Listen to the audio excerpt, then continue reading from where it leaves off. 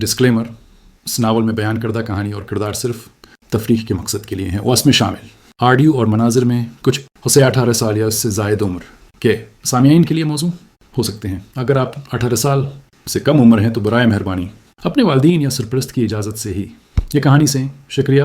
दोस्तों, हम सुन रहे हैं मार्शल पीक। अगर आप उस कहानी को पसंद कर रहे हैं तो बराए मेहरबानी लाइक और सब्सक्राइब लाजमी करें। तो आइए शुरू करते हैं आज के अबवाब। बाब नंबर 91 था बाब नंबर 100। बाब 91 हदी इंतहा तक बेकाबू। जैसे ही वो अल्फाज सुनाए गए, लौंग हुए के चेहरे पर हलचल सी आ गई। तुमने कहा जो चीज़ वो तलाश कर रहे हैं वो अभी आगे है। उसकी आवाज़ में बेचैनी थी। वेनफी चून मुस्कुराते हुए बोला, हाँ, वो कल तक वहाँ पहुँचे होंगे, मगर जब इतने घंटे गुजर गए और वो हरकत नहीं कर रहे तो गालिबन वो अपनी मंजिल पर पहुँच चुके हैं। लौंग हुई के दिल में एक अजीब सी तड़प थी। ख़जाने तो बात की बात थी। इसका असल मकसद वो था, वो नकाब पोश लड़की, उसकी असली शक्ल देखने की चाह। कई दिन से वो अपने आप को काबू में रख रहा था, मगर अब सब्र जवाब दे रहा था। विनफी ने सुकून से कहा, अगरचे वो अपनी मंजिल पर पहुंच गए हैं, मगर लगता है उन्हें अभी वो चीज़ नहीं मिली जिसकी वो तलाश में थे। थोड़ा इंतज़ार करो, वैन तुम्हें यकीन दिलाता हूँ वो लड़की यहाँ से भर भाग नहीं जाएगी। लौंग हुए बेसब्री में बोला, अच्छा 2 दिन और इंतज़ार करते हैं। अगर 2 दिन बाद भी उन्होंने कोई हरकत न की तो फिर हम खुद आगे बढ़ेंगे। विनफी ने दिल ही दिल में आ भरी। लौंग हुए जैसा आदमी जो सिर्फ औरतों के बारे में सोचता है, मुस्तकबल में शायद कुछ खास न बन पाए। रात के गए आखिरकार जियानिंग चांग ने आंखें खोलें। उसके चेहरे से वो तकलीफ भरा अंदाज गायब था। साफ मालूम था वो पूरी तरह ठीक हो गई थी। शुक्रिया कहने के बाद वो और काई यांग कुछ राशन निकाल कर खाने लगे। जल्द ही जी, रात के 11 बजे तक 1 बजे का वक्त होगा। इस वादी में इन तवानाई भर जाएगी। तुम्हारी बातनी तवानाई अभी कम है, उसे ज़ाया मत करो। जियानिंग चांग ने गर्मजोशी मगर संजीदगी के साथ काई यांग को नसीहत की। आतने में वादी के अंदर अचानक माहौल बदल गया। आमतौर पर इस किस्म की घेरी हुई वादियों में हुआ नहीं चलती, मगर अब एक सुनसान फरियाद सी हुआ चलने लगी, जैसे कोई उदास आवाज़ रात में रो रही हो। वो हुआ दिल को थ्रिस देती थी। इसके साथ ज़मीन से ठंडक उठने लगी। वो ऐसी ठंडक थी जो रूह तक पिवस्त महसूस होती। काई यांग की अंदरूनी ट्रू यांग तकनीक ने फ़ौरन काम किया, मगर ये सर्दी आम सर्दी नहीं थी। ये किसी बुलाया खसमाना मखलूक जैसी थी जो अंदर तक जम जाती हो। भाई जियानिंग चांग ने काई यांग को अपने पास खींचा और फ़ौरन एक अरगवानी नीलम निमा लाडला पेंडेंट निकाला। जैसे ही वो काई यांग के करीब आया, उसकी झंझनाहट गायब हो गई और एक नरम सी गर्मी ने उसके जिस्म को घेर लिया। मेरे पास रहो, बहुत दौड़ मत जाना, ये पेंडेंट इन तवानाई के असर को कम कर देता है, उसने धीमी आवाज़ में कहा। काई यांग हैरान रह गया। पेंडेंट एक खफिया जीवर मालूम होता था जिसे जियानिंग चांग ने अपनी बातनी ताकत से जगमगाया हुआ था। उस वक्त काई यांग के जहन में सवाल उठा, इस बूढ़ी बहन के पास इतने राज कहाँ से? एक तो उसकी खलाई का जेवर, फिर ये पेंडेंट, कितने राज हैं? जियानिंग चांग ने शर्म से सर घुमा लिया। उसकी आवाज़ बहुत नरम थी। क्यों घूर रहे हो? काई यांग को फ़ौरन एहसास हुआ कि वो ज़रा गैर मुनासिब नज़र आ रहा था। करीब खड़े होने की वजह से दोनों के जिस्म लगे हुए थे। गर्म सांस, नरम लम्स और उसकी खुशबू, ये सब फौरी तौर पर महसूस हुए। जियानिंग चांग की आंखों में शर्म थी और गाल लाल हो गए थे। तुम्हारी बात नहीं तवानाई कीमती है, यहाँ उसे ज़ाया मत करना। उसे नोइन ड्यू क्रिस्टल के खिलाफ महफूज रखो, जियानिंग चांग ने घबरा कर कहा, ताकि दोनों की तौजा किसी और तरफ जाए। मगर जितना वो बचने की कोशिश करती, एहसासात इतने ज़ोर पकड़ते गए, वो रात चुपके से गुजरी। दोनों करीब करीब खड़े खामोश रहे। दिलों की धड़कनें तेज़ थीं। जियानिंग चांग के जिस्म में एक गर्म लहर दौड़ रही थी। पहली बार उसने दिल में ऐसे बेचैन होने का एहसास पाया। कांटों जैसा टीढ़ा सा दर्द, पूरा बदन चीड़ सा रहा था। वो कांप गई। काई यांग ने इस शर्म को महसूस किया। उसने सख्त लहजे में कहा, चलो मैं बाहर जाकर देख आऊं। वो अपनी काबू वाली महसूस करता ट्रू यांग ताकत पर एतमाद रखता था, मगर जियानिंग चांग ने फ़ौरन मना किया, नहीं, बस मेरे पास रहो, कहीं मत जाओ। उसी दौरान नीचे वादी में खून ग्रुप के लोग भी वो तब्दीलियां महसूस कर चुके थे और वो जल्दी से उकट्ठे हो रहे थे। वेनफिचन ने नीचे की समत देखते हुए सोचा, जबकि लौंग हुए बेकरारी में बोला, क्या वो हरकत कर रहे हैं? वेनफी ने एहतियात से कहा, शायद, मगर अभी वाज़ेह नहीं। हो सकता वो ख़जाना भले ही ज़ाहिर हो चुका हो। लौंग हुए बेचैन था। मज़ीद इंतज़ार नहीं, जब चीज़ ज़ाहिर हो चुकी है तो हमें फ़ौरन आगे बढ़ जाना चाहिए। फिर भी ख़जाना मिलना बाद की बात है। वेनफी ने आखिरकार सिर हिला दिया और कहा, चलो जाओ। रात की तारीकी में लौंग हुए की आंखों में खतरनाक चमक थी। उसका ख्याल बस एक था, वो नकाब पोश लड़की पकड़ूंगा, पर्दा उठाकर उसकी खूबसूरती देखूंगा, फिर बेदरीग अपने इरादों का मुजाहरा करूंगा। वो काई यांग को दिखा देगा कि उसने जिस औरत पर नज़र डाली थी वो अब उसके कब्ज़े में है। वो सोच कर ख़ुद को रोक नहीं सकता था। ये सोच उसके अंदर जुनून बन चुकी थी। 13 लोग पारे रास्ते छपाए बगैर वादी में कूद पड़े। उनमें से एक, जो सिर्फ टेम्पर्ड बॉडी दर्जे पर था, इतनी बुलंदी से डर कर खुद नीचे कूदने से कासिर रहा। लौंग हुए ने उसे पैटे और धक्का देकर नीचे फेंक दिया। وہ لڑکا براہ راست گر کر ہلاک ہو گیا۔ اس کی موت نے سب کے دلوں میں ایک سنگینی ڈال دی۔ یہ منظر بتا رہا تھا کہ اب وہ سب سریعام آگے بڑھ چکے تھے، اور وادی کی خاموشی کے اندر ایک اور بڑا امتحان آنکھیں کھول رہا تھا۔ کیا کائی یانگ اور جیاننگ چانگ اس امتحان میں کامیاب ہو سکیں گے؟ دوستو، ہم سن رہے ہیں مارشل پیک۔ اگر آپ اس کہانی کو پسند کر رہے ہیں تو برائے مہربانی لائک اور سبسکرائب لازمی کریں۔ بابو بانوے، آمنا سامنا بلڈ گروپ اور سٹارم ہاؤس کے لوگ بہت شور مچا رہے تھے، اور لینڈنگ سے پہلے ہی ٹیمپرڈ باڈی ڈسائبل کی چیخ نکل گئی تھی اور وہ مر گیا تھا۔ ان انرجی کے پھٹنے کی وجہ سے اس کی چیخ بہت دور تک گئی۔ یہ چیخ سن کر کائی یانگ اور زیاننگ چنگ کے چہرے فوراً بدل گئے۔ انہوں نے سر گھما کر اس سمت میں دیکھا جہاں سے آواز آئی تھی۔ انہیں تو پتہ ہی نہیں تھا کہ دشمن ان کا پیچھا کر رہے ہیں۔ ونفی چن کا ٹریکنگ طریقہ کافی اچھا تھا، اور وہ جس فاصلے سے ان کا پیچھا کر رہا تھا وہ بھی کافی زیادہ تھا، اس لیے پکڑے جانے کا خطرہ بھی تقریباً نہ کے برابر تھا۔ اگرچہ ضیا ننگچنگ separation and reunion boundary کی چوٹی پر تھیں، پھر بھی وہ اپنے سے بہت دور ہونے والے واقعات کو محسوس نہیں کر سکتی تھیں۔ ٹریکنگ ڈسٹنس کا حساب لگا کر وین فچن کامیابی سے ان کا پیچھا کرتا رہا۔ یہاں اور لوگ کیسے آ گئے؟ زیا ننگ چنگ نے اپنے نازک بھنوؤں کو سکیڑتے ہوئے کہا۔ معاملہ کچھ ٹھیک نہیں لگ رہا تھا۔ کائی یانگ کا ایکسپریشن بھی ٹھنڈا ہو گیا۔ اپنی چھوٹی سینئر سسٹر کے مطابق یہ جگہ تو سال بھر عام سی رہتی ہے، اور صرف 7 جولائی کو ہی یہاں یہ تبدیلی آتی ہے۔ یہ بات کسی کی توجہ کا مرکز نہیں بن سکتی تھی۔ دوسرے لفظوں میں، وہ لوگ جو زیادہ دور نہیں تھے بالکل اسی چیز کے لیے آئے تھے جس کے لیے وہ آئے تھے، یا تو انہیں اس تبدیلی کے بارے میں پتہ تھا یا وہ انہی کے لیے یہاں آئے تھے۔ دوسرے امکان کا چانس بہت زیادہ تھا، اور لگ رہا تھا کہ ان کے پاس اپنے آدمی بھی کافی ہیں، لیکن شکر ہے ان میں سے کچھ چٹان سے چھلانگ لگاتے ہوئے مر گئے تھے۔ اگر یہ لوگ بلیک ونڈ ماؤنٹین دوائی لینے یا ڈیمونک پیسٹس کا شکار کرنے آئے ہوتے تو اتنے کم لیول کے لوگوں کو نہ لاتے اور نہ ہی اتنے بڑے گروپ میں حرکت کرتے۔ لگتا ہے ہماری مصیبت آ گئی ہے۔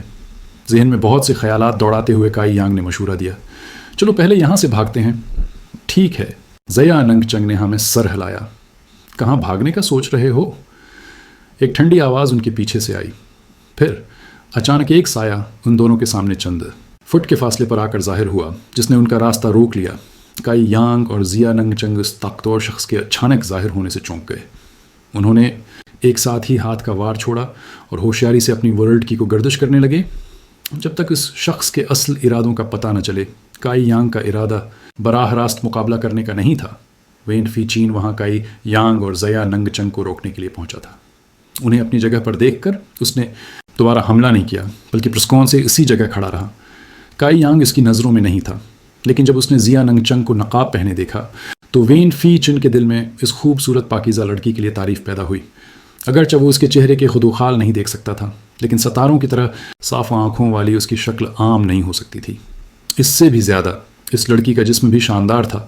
اس دلکش لڑکی کی آنکھوں کو دیکھ کر وین فی چن کے خیالات دل دہلا دینے والی بے چینی کے جذبے سے بھر گئے۔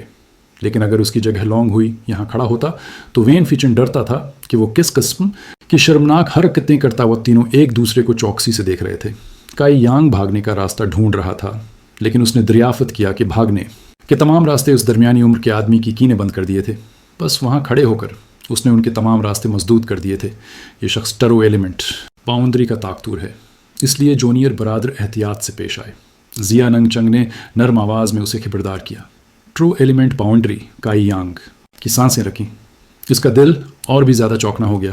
تھوڑی دیر بعد بلڈ گروپ اور سٹارم ہاؤس کے دوسرے لوگ بھی آ پہنچے، اور وہ سب کائی یانگ اور زیا ننگ چنگ کو بری نیت سے دیکھ رہے تھے۔ تم کون ہو؟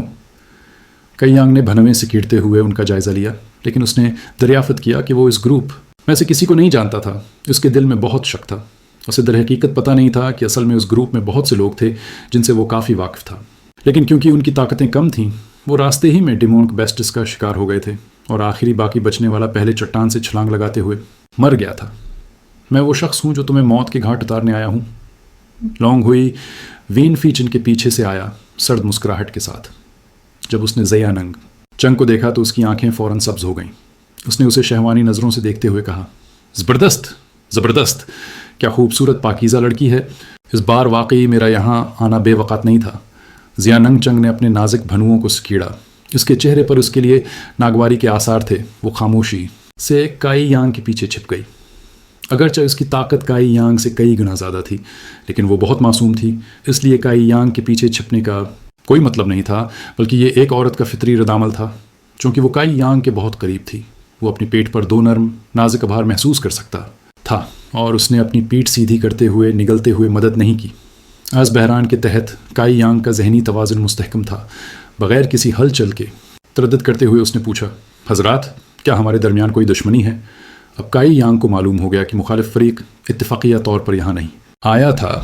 یہ بالکل ایک جان بوجھ کر لگائی گئی گھات تھی، ورنہ پہلی ملاقات میں ہی وہ اس قدر دشمنی کیوں رکھتے؟ کیا یہ ٹریجرڈ مینگ اور اس کے شاگرد کے دشمن ہیں؟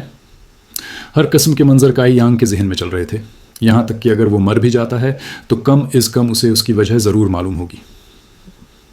قدرتی طور پر دشمنی ہے۔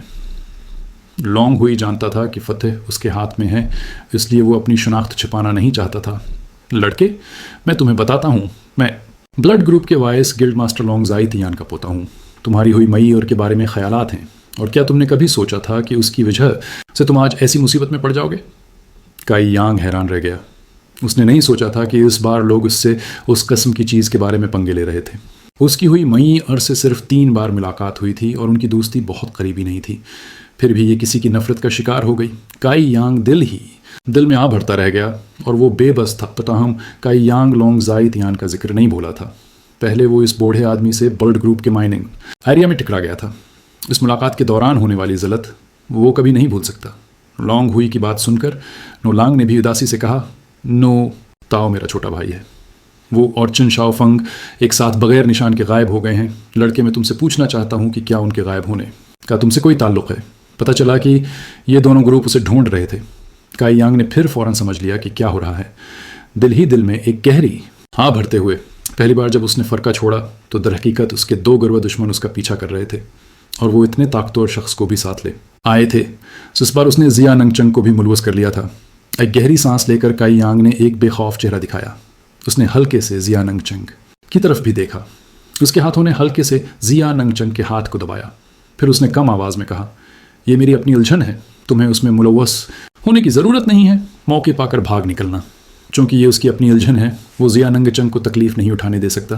اس کا بھاگ جانا بھی اس کے دل پر پڑنے والا بوجھ کم کر دے گا۔ اگرچہ کائی یانگ کی آواز بہت ہلکی تھی، پھر بھی مخالف فریق نے اسے سن لیا۔ لونگ ہوئی ہنس پڑا، بھاگنا؟ کیا تمہیں لگتا ہے کہ یہ آسان ہوگا؟ میں نے تمہارا پیچھا پہاڑوں اور جنگلوں میں کئی دنوں تک کیا ہے، میں تمہیں بغیر بدلہ چکائے جانے کیسے دے سکتا ہوں؟ کائی یانگ، آج تم یقیناً مر جاؤ گے، اور اس کے بارے میں تمہاری موت کے بعد یہ چھوٹی کتیا میرا کھلونا بن جائے گی۔ میں اسے استعمال کروں گا، فوراً اسے نہیں ماروں گا، بلکہ اس کے ساتھ اس وقت تک کھیلوں گا جب تک کہ وہ مر نہ جائے۔ کائی یانگ کا چہرہ ٹھنڈا ہو گیا۔ اس نے غصے سے چلا کر کہا، بھاگو۔ اسی وقت اس کے ہاتھ گھوم کر زیا ننگ چنگ کی بازوں کو پکڑ لیا۔ اس کے حیران نظروں کے نیچے اس نے اپنی پوری طاقت لگا کر اسے محفوظ جگہ کی طرف چھال دیا۔ خوش فہمی۔ وین فیچن نے چہرے پہ مسکان لی اور غائب ہو گیا۔ اچانک ایک ہاتھ نے زیا ننگ چنگ کی پیٹھ پر حملہ کیا۔ دوستو، ہم سن رہے ہیں مارشل پیک۔ اگر آپ اس کہانی کو پسند کر رہے ہیں تو برائے مہربانی لائک اور سبسکرائب لازمی کریں۔ باب 93، 7 جولائی۔ یہ توانائی کا اجتماع وین فیچن کا وار مارنے کا مقصد قتل نہیں تھا، بلکہ جیاننگ چانگ کو بھاگنے سے روکنا تھا۔ خوش قسمتی سے جیاننگ چانگ نے فوراً رد عمل دکھایا۔ اگرچہ کائی یانگ کے اچانک حملے سے وہ کچھ لمحوں کے لیے بے توازن ہوئی، مگر جیسے ہی وین فیچن نے حملہ کیا، اس نے اس کے وار کی قوت کو ہی سہارا بنا لیا اور اس دھکے سے اپنے جسم کو سنبھال کر ہلکے سے کائی یانگ کے قریب جا گری۔ کائی یانگ نے دل میں گہرا سانس لیا۔ اب معاملہ واقعی بگڑ گیا تھا۔ وین فیچن جیسا طاقتور دشمن سامنے تھا، ایک ایسا ماہر جو سچے عنصر کی حد پر پہنچ چکا تھا۔ اس کے سامنے بچ نکلنے کا کوئی امکان نہیں رہا تھا۔ لونگ ہوئی کے چہرے پر ایک شیطانی مسکراہٹ پھیل گئی۔ وین صاحب، اس عورت کو میرے حوالے کر دو، اگر وہ مزاحمت کرے اس کے بازوں اور ٹانگیں توڑ دو، بس چہرے پر زیادہ زخم نہ آنے دینا۔ میں دیکھنا چاہتا ہوں کہ اس نقاب کے نیچے کتنی حسین صورت چھپی ہے۔ وین فیچن نے ہلکی مسکراہٹ کے ساتھ کہا، لونگ صاحب بے فکر رہیں، وہ میرے ہاتھ سے نہیں نکلے گی۔ دل ہی دل میں وہ محتاط بھی تھا، اگر لڑائی کے دوران غلطی سے جیاننگ چانگ کو نقصان پہنچا تو لونگ ہو کا غصہ اس پر نکل سکتا تھا، مگر جب لونگ ہو خود کہہ چکا تھا کہ بازو ٹانگیں توڑ دو تو پھر وین فی کو کسی بات کا ڈر نہ رہا۔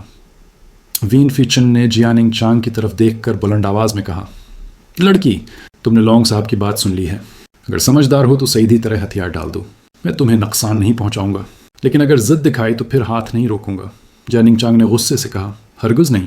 وین فی نے سرد لہجے میں کہا، ٹھیک ہے تو پھر خود کو الزام دینا۔ اس کی بات ختم ہوتے ہی وہ بجلی کی طرح اٹھا۔ اس کے دونوں ہاتھوں میں توانائی کی لہریں دوڑنے لگیں جیسے شیر دھاڑ رہا ہو۔ لمحوں میں اس کے وار فضا میں بکھر کر درجنوں چھوٹے حملوں میں بدل گئے جو سیدھے جیاننگ چانگ کی سمت لپکے۔ جیاننگ چانگ کا چہرہ سنجیدہ ہو گیا، اس کے سفید ہاتھ ہوا میں تیزی سے حرکت کرنے لگے۔ اس نے اپنی پیشانی پر چمکتے نیلم کو چھوا تو اس سے نیلی توانائی کی ایک شدید لہر نکلی، مگر وین فیچن کے حملے بہت زیادہ طاقتور تھے۔ نیلم کی چمک چند وار تو رکی، مگر سب نہیں۔ ایک لمحے میں حملے اس تک پہنچ گئے، کائی یانگ کو کچھ سمجھنے کا موقع ہی نہ ملا۔ وار ایک کے بعد ایک اس سے ٹکرائے۔ جیاننگ چانگ کی سانس رک گئی، مگر اسی لمحے اس کے نیلم سے ایک پراسرار لہریں نکلیں اور پھر ایک نیم دائرے جیسی روشنی ان دونوں کے گرد پھیل گئی۔ جب وین فیچن کا وار اس روشنی سے ٹکرایا تو وہ فوراً تحلیل ہو گیا جیسے کبھی تھا ہی نہیں۔ وین فیچن زمین پر اتر کر دم بخود رہ گیا، اس کی آنکھیں حیرت سے پھیل گئیں۔ یہ تو آسمانی درجے کا خزانہ ہے، وہ ہکلا کر بولا۔ یہ سن کر سب کی نظریں سرخ ہو گئیں، یہاں تک کہ لونگ ہوئی کی آنکھوں میں بھی ہوش کی چمک آ گئی۔ کیا کہا تم نے؟ لونگ ہوئی نے لرزتی آواز میں پوچھا۔ وین فیچن نے مشکل سے نگلا اور بولا، ہاں، آسمانی درجے کا خزانہ۔ میرے وار کو یوں روک لینا، یہ صرف وہی کر سکتا ہے۔ لونگ ہوئی کی آنکھوں میں چمک آ گئی۔ کیا قسمت ہے، یعنی اس لڑکی کے ساتھ ساتھ ایک آسمانی خزانہ بھی ہاتھ لگنے والا ہے۔ وہ خوشی سے کانپنے لگا، یہ خزانے انتہائی نایاب تھے۔ خون گروہ میں صرف ہو مان کے پاس ایک تھا، اگر یہ خزانہ اس کے دادا کے ہاتھ لگ جائے تو اس کی طاقت میں ایک نیا درجہ آ جائے گا، شاید ہو مان بھی اس کے سامنے نہ ٹک سکے۔ پکڑو اسے، یہ خزانہ ہمیں ہر حال میں حاصل کرنا ہے۔ لونگ ہوئی چیخا، وین صاحب، اگر آپ نے یہ خزانہ حاصل کر لیا تو نائب سربراہ کا عہدہ آپ ہی کا ہوگا۔ وین فیچن کے چہرے پر لالچ کی چمک آ گئی۔ لونگ صاحب کا شکریہ، مگر دل ہی دل میں وہ جانتا تھا کہ اس روشنی کو توڑنا آسان نہ ہوگا۔ مگر یہ بھی حقیقت تھی کہ جیاننگ چانگ زیادہ دیر تک اپنے اور کائی یانگ کو بچا نہیں سکے گی۔ اگر مسلسل حملے کیے جائیں تو شاید وہ پردہ کمزور پڑ جائے۔ شروع کرو، وین فیچن نے گرج کر کہا۔ تمام خون گروا کے ماہرین آگے بڑھے، ہر ایک نے اپنی طاقت جھونک دی۔ روشنی پر ایک کے بعد ایک وار پڑتا گیا، اس میں لہریں بنیں مگر وہ اب بھی قائم تھی۔ اندر کائی یانگ اور جیاننگ چانگ محفوظ کھڑے تھے۔ کائی یانگ کے دل میں ایک امید کی چمک جاگی، شاید اب بھی کوئی راستہ نکل آئے۔ بھائی، ڈر رہے ہو؟ جیاننگ چانگ نے نرمی سے پوچھا۔ کائی یانگ نے اس کی طرف دیکھ کر مسکراہٹ دبائی۔ ڈر کس بات کا؟ تم مت ڈرو۔ پھر اس نے لونگ ہوئے کی طرف دیکھا، اس کے چہرے پر ایک سرد عزم تھا۔ اگر اس تک پہنچ جاؤں تو سب ختم ہو جائے گا۔ مگر خون گروا کے ماہرین کی دیوار کے پار جانا آسان نہ تھا۔ جیاننگ چانگ نے پرسکون لہجے میں کہا، میں نہیں ڈرتی، انہیں اندازہ نہیں کہ وہ کیا کرنے جا رہے ہیں۔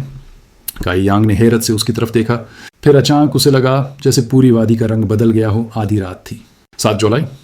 یہ وہ رات تھی جب یہ توانائی جمع ہوتی ہے۔ زمین کے اندر سے ٹھنڈی خوفناک لہریں اٹھنے لگیں، جیسے زمین کے نیچے سے کوئی اندھیرا ہاتھ اوپر آ رہا ہو، بڑا ہوتا جا رہا ہو، اتنا کہ دیکھنے والا کانپ اٹھے۔ چند لمحوں میں پوری وادی کا درجہ حرارت کر گیا، ہڈیوں تک سن کرنے والی سردی ہر طرف پھیل گئی۔ خون گروا کے ماہرین گھبرا گئے، انہیں محسوس ہوا کہ ان کی باطنی توانائی آہستہ آہستہ چوسی جا رہی ہے۔ طاقتور لوگوں کے لیے یہ خطرناک تو تھی مگر جان لیوا نہیں۔ مگر کم درجے کے شاگرد جیسے اسٹورم ہاؤس کے لوگ زیادہ دیر اس ین توانائی کا مقابلہ نہ کر سکے۔ اگر وہ یہی رہے تو ان کی ساری توانائی ختم ہو جائے گی اور وہ یکبستہ موت کے حوالے ہو جائیں گے۔ پورا علاقہ ین توانائی میں ڈوب گیا۔ جیاننگ چانگ نے آنکھیں بند کیں، اس کے ہاتھ نازک مگر پرعزم حرکت کرنے لگے۔ اس کے ارد گرد کی توانائی پھیل گئی جیسے وہ کسی پراسرار رسم کو پورا کر رہی ہو، اور وادی میں ایک نئی قوت بیدار ہو چکی تھی۔ باب 94 مہرزیاننگ چنگ کی عجیب حرکات و سکنات کے ساتھ ہی پورے وادی کی گھنی ینکی میں حرکت پیدا ہو گئی۔ اگر کوئی وادی کو اوپر سے دیکھے تو منظر بالکل ابلتے ہوئے پانی کی طرح تھا۔ یوں لگ رہا تھا جیسے ان کی زندہ ہو گئی ہو، پار پار لوٹ رہی ہو اور گھوم رہی ہو۔ انتہائی خوفناک، برا ہوا، وین فیچن نے چیخ کر کہا۔ اگرچہ اسے یقین سے پتہ نہیں تھا کہ جیاننگ چنگ کیا کر رہی ہے، لیکن ٹرو ایلیمنٹ 5th باؤنڈری کا طاقتور ہونے کے ناطے وہ کچھ نہ کچھ سمجھ سکتا تھا کہ یہ ان کے لیے اچھا نہیں ہوگا۔ شاید اس لڑکی نے پہلے ہی اس وادی میں کسی قسم کا کوئی فارمیشن بنا رکھا تھا اور اب اسے ایکٹیویٹ کرنے کی کوشش کر رہی ہے۔ اگر اس نے واقعی یہ فارمیشن ایکٹیویٹ کر دی تو صورتحال پلٹ سکتی تھی۔ پوری طاقت لگاؤ، جلدی سے اس لائٹ اسکرین کو توڑنے میں میری مدد کرو، وین فیچن نے گرج کر کہا۔ وہ جیاننگ چنگ کو اس سے پہلے پکڑنا چاہتا تھا کہ وہ اس پراسرار فارمیشن کو کامیابی سے ایکٹیویٹ کر پائے، ورنہ معاملہ کا کوئی خاتمہ نہ ہوگا۔ تم لوگ بھی یہاں آؤ ورنہ میں تمہیں ابھی مار دوں گا، وین فیچن نے ان اسٹارم ہاؤس کے شاگردوں کو دھمکایا جو صرف کھڑے تماشا دیکھ رہے تھے۔ نو لانگ اور دوسروں کو کیوں کر ہچکچاہٹ ہوتی۔ آخرکار ایسی لڑائی کے لیے وہ اپنی حدیں جانتے تھے اور مکمل طور پر اس میں حصہ نہیں لے سکتے تھے، اس وجہ سے وہ کنارے پر کھڑے ہو کر دیکھ رہے تھے۔ لیکن جیسے ہی وین فیچن کا حکم آیا وہ فوراً اس کی مدد کے لیے کود پڑے۔ اگرچہ ان کی مہارتیں کمزور تھیں لیکن اگر مل جائیں تو پھر بھی لائٹ اسکرین کی ڈیفنس کو کم کر سکتی تھیں۔ حاضر 12 افراد نے اپنی پوری طاقت اکٹھی کی اور نے تمام تر زور سے رک آؤٹ پر حملہ کیا۔ اگرچہ اس کی سطح پر لہریں اٹھیں اور ایسا لگا جیسے یہ ٹوٹنے والی ہے، پھر بھی یہ مضبوطی سے کھڑی رہی۔ رک آؤٹ کے اندر کائی یانگ کا دل تیزی سے دھڑک رہا تھا. وہ مدد کرنا چاہتا تھا لیکن اس کی کلٹیویشن بہت کم تھی کہ وہ کچھ کر پاتا. وہ صرف زیا ننگ چنگ کے پاس کھڑا رہ سکتا تھا تاکہ اگر رکاوٹ ٹوٹ گئی تو وہ اپنی تھوڑی سی طاقت کا استعمال کر کے اس کی حفاظت کر سکے. زیا ننگ چنگ کے ہاتھوں کی حرکات آہستہ آہستہ تیز ہوتی گئیں یہاں تک کہ ان کی تصویریں دھندلا گئیں. اس نے ین کی کو اور زیادہ تیز اور چلاہٹ بھرا بنا دیا. ایسا لگ رہا تھا جیسے بھیڑیوں کے ہلانے کی آواز ہو یا روحوں کے بین کی جس نے دلوں کو ہلا کر رکھ دیا. اسی دوران وین فیچن کے چہرے پر لال چھائیاں تھا. اس نے ڈیفینسیو آرٹیفیکٹ کے گریڈ کو کم سمجھا تھا. یہ کم از کم ہیون گریڈ اوپر لیول کا ڈیفینسیو آرٹیفیکٹ ہوگا ورنہ یہ اتنی دیر تک بغیر ٹوٹے نہیں ٹھہر سکتا تھا. ہیون گریڈ اوپر لیول یہ چیز امورٹل اسینشن باؤنڈری کے اوپر حدود کے کلٹیویٹرز کے حملوں کو روک سکتی ہے. لہٰذا اگر اس کے پاس یہ خزانہ ہوتا تو یہ ایک اضافی زندگی حاصل کرنے کے برابر ہوتا. ایک انسنس سٹک جلنے کے برابر وقت گزرنے کے بعد لائٹ بیریئر پر ایک چھوٹی سی درز نمودار ہوئی. درز کے ظاہر ہوتے ہی زیا ننگ چنگ کا چہرہ بھی سفید ہو گیا. اس ڈیفینسیو آرٹیفیکٹ کو استعمال کرنے کے لیے زیا ننگ چنگ نے اپنی ورلڈ کی کا ایک اچھا خاصا حصہ استعمال کر لیا تھا. مزید برآں اس فارمیشن کو مکمل کرنے کے لیے جس پر وہ کام کر رہی تھی اسے اپنی ورلڈ کی لہروں کو استعمال کرنے کی ضرورت تھی جس سے اس کی ورلڈ کی مزید کم ہو رہی تھی. امید کی اس کرن کو دیکھ کر وین فیچن نے دوسروں کو اور زیادہ غصے سے حملہ کرنے کی ترغیب دی جبکہ اپنے قتل کے ارادے کو بڑھایا. اگرچہ یہ عام اور بے ضرر دکھائی دیتا تھا اس نے اپنی ورلڈ کی کو اپنے جسم سے اوپر اٹھایا اور آگے بڑھایا. طاقت کا ایک ہاتھ پھینک کر سطح پر مارا. پوری رکاوٹ ہل گئی زیا ننگ چنگ کے چھوٹے سے جسم کے ساتھ. اس وار کے ساتھ اس کا چہرہ اور بھی زیادہ سفید ہو گیا. کڑک کڑک کڑک. آخرکار طرزیں مکڑی کے جالے کی طرح رکاوٹ پر پھیلنا شروع ہو گئیں. ہاں وہ زور سے ہنس پڑا. وین فیچن کو یقین تھا کہ جیسے ہی وہ ایک اور پورے زور کا وار کرے گا وہ مکمل طور پر اسے توڑ پائے گا. لیکن اس سے پہلے کہ وہ یہ آخری ہاتھ کا وار چھوڑ پاتا وادی کے اندر کی ین کی اچانک پرسکون ہو گئی. ہلانے اور بین کی آواز جو وہ سن سکتا تھا وہ بھی غائب ہو گئی. زیا ننگ چنگ کی ستاروں کی طرح صاف اور شفاف آنکھیں چمک اٹھیں اور اس نے اپنی پیاری آواز میں پکارا مہر. اس لمحے زیا ننگ چنگ کی تیاریاں مکمل ہو چکی تھیں. کھڑکھڑاہٹ کھڑکھڑاہٹ آسمان سے زنجیریں اچانک ظاہر ہوئی تھیں اور ساتھ ہی تالے بند ہونے کی آواز آئی. حیرت سے اوپر دیکھتے ہوئے وہ 10 فٹ لمبی زنجیریں دیکھ سکتے تھے جو موٹی اور کالی تھیں آسمان میں تیر رہی تھیں. یہ کالی زنجیریں گھنی ان کی اور دل کو جما دینے والی سردی خارج کر رہی تھیں. یہ کالی ان کی زنجیریں بلڈ گروپ اور سٹورم ہاؤس کے سروں کے ارد گرد تیر رہی تھیں. اگلے ہی لمحے جیسے ان کا اپنا دماغ ہو وہ لوگوں کی طرف اڑ گئیں. اس کا چہرہ بگڑتے ہوئے وین فیچن جانتا تھا کہ وہ ایک قدم دیر کر چکا ہے. جلدی میں اس نے عجلت میں رکاوٹ کی طرف ایک اور ہاتھ کا وار بھیجا. اسی وقت زیا ننگ چنگ کا جسم چمکا جیسے اس نے ایک بار پھر اپنا ڈیفینسیو آرٹیفیکٹ ایکٹیویٹ کیا لیکن وہ ہاتھ کا وار بغیر کسی رکاوٹ کے زیا ننگ چنگ کی طرف پڑا. اس لمحے چوکس کائی یانگ کو آخرکار حرکت کرنے کا موقع ملا.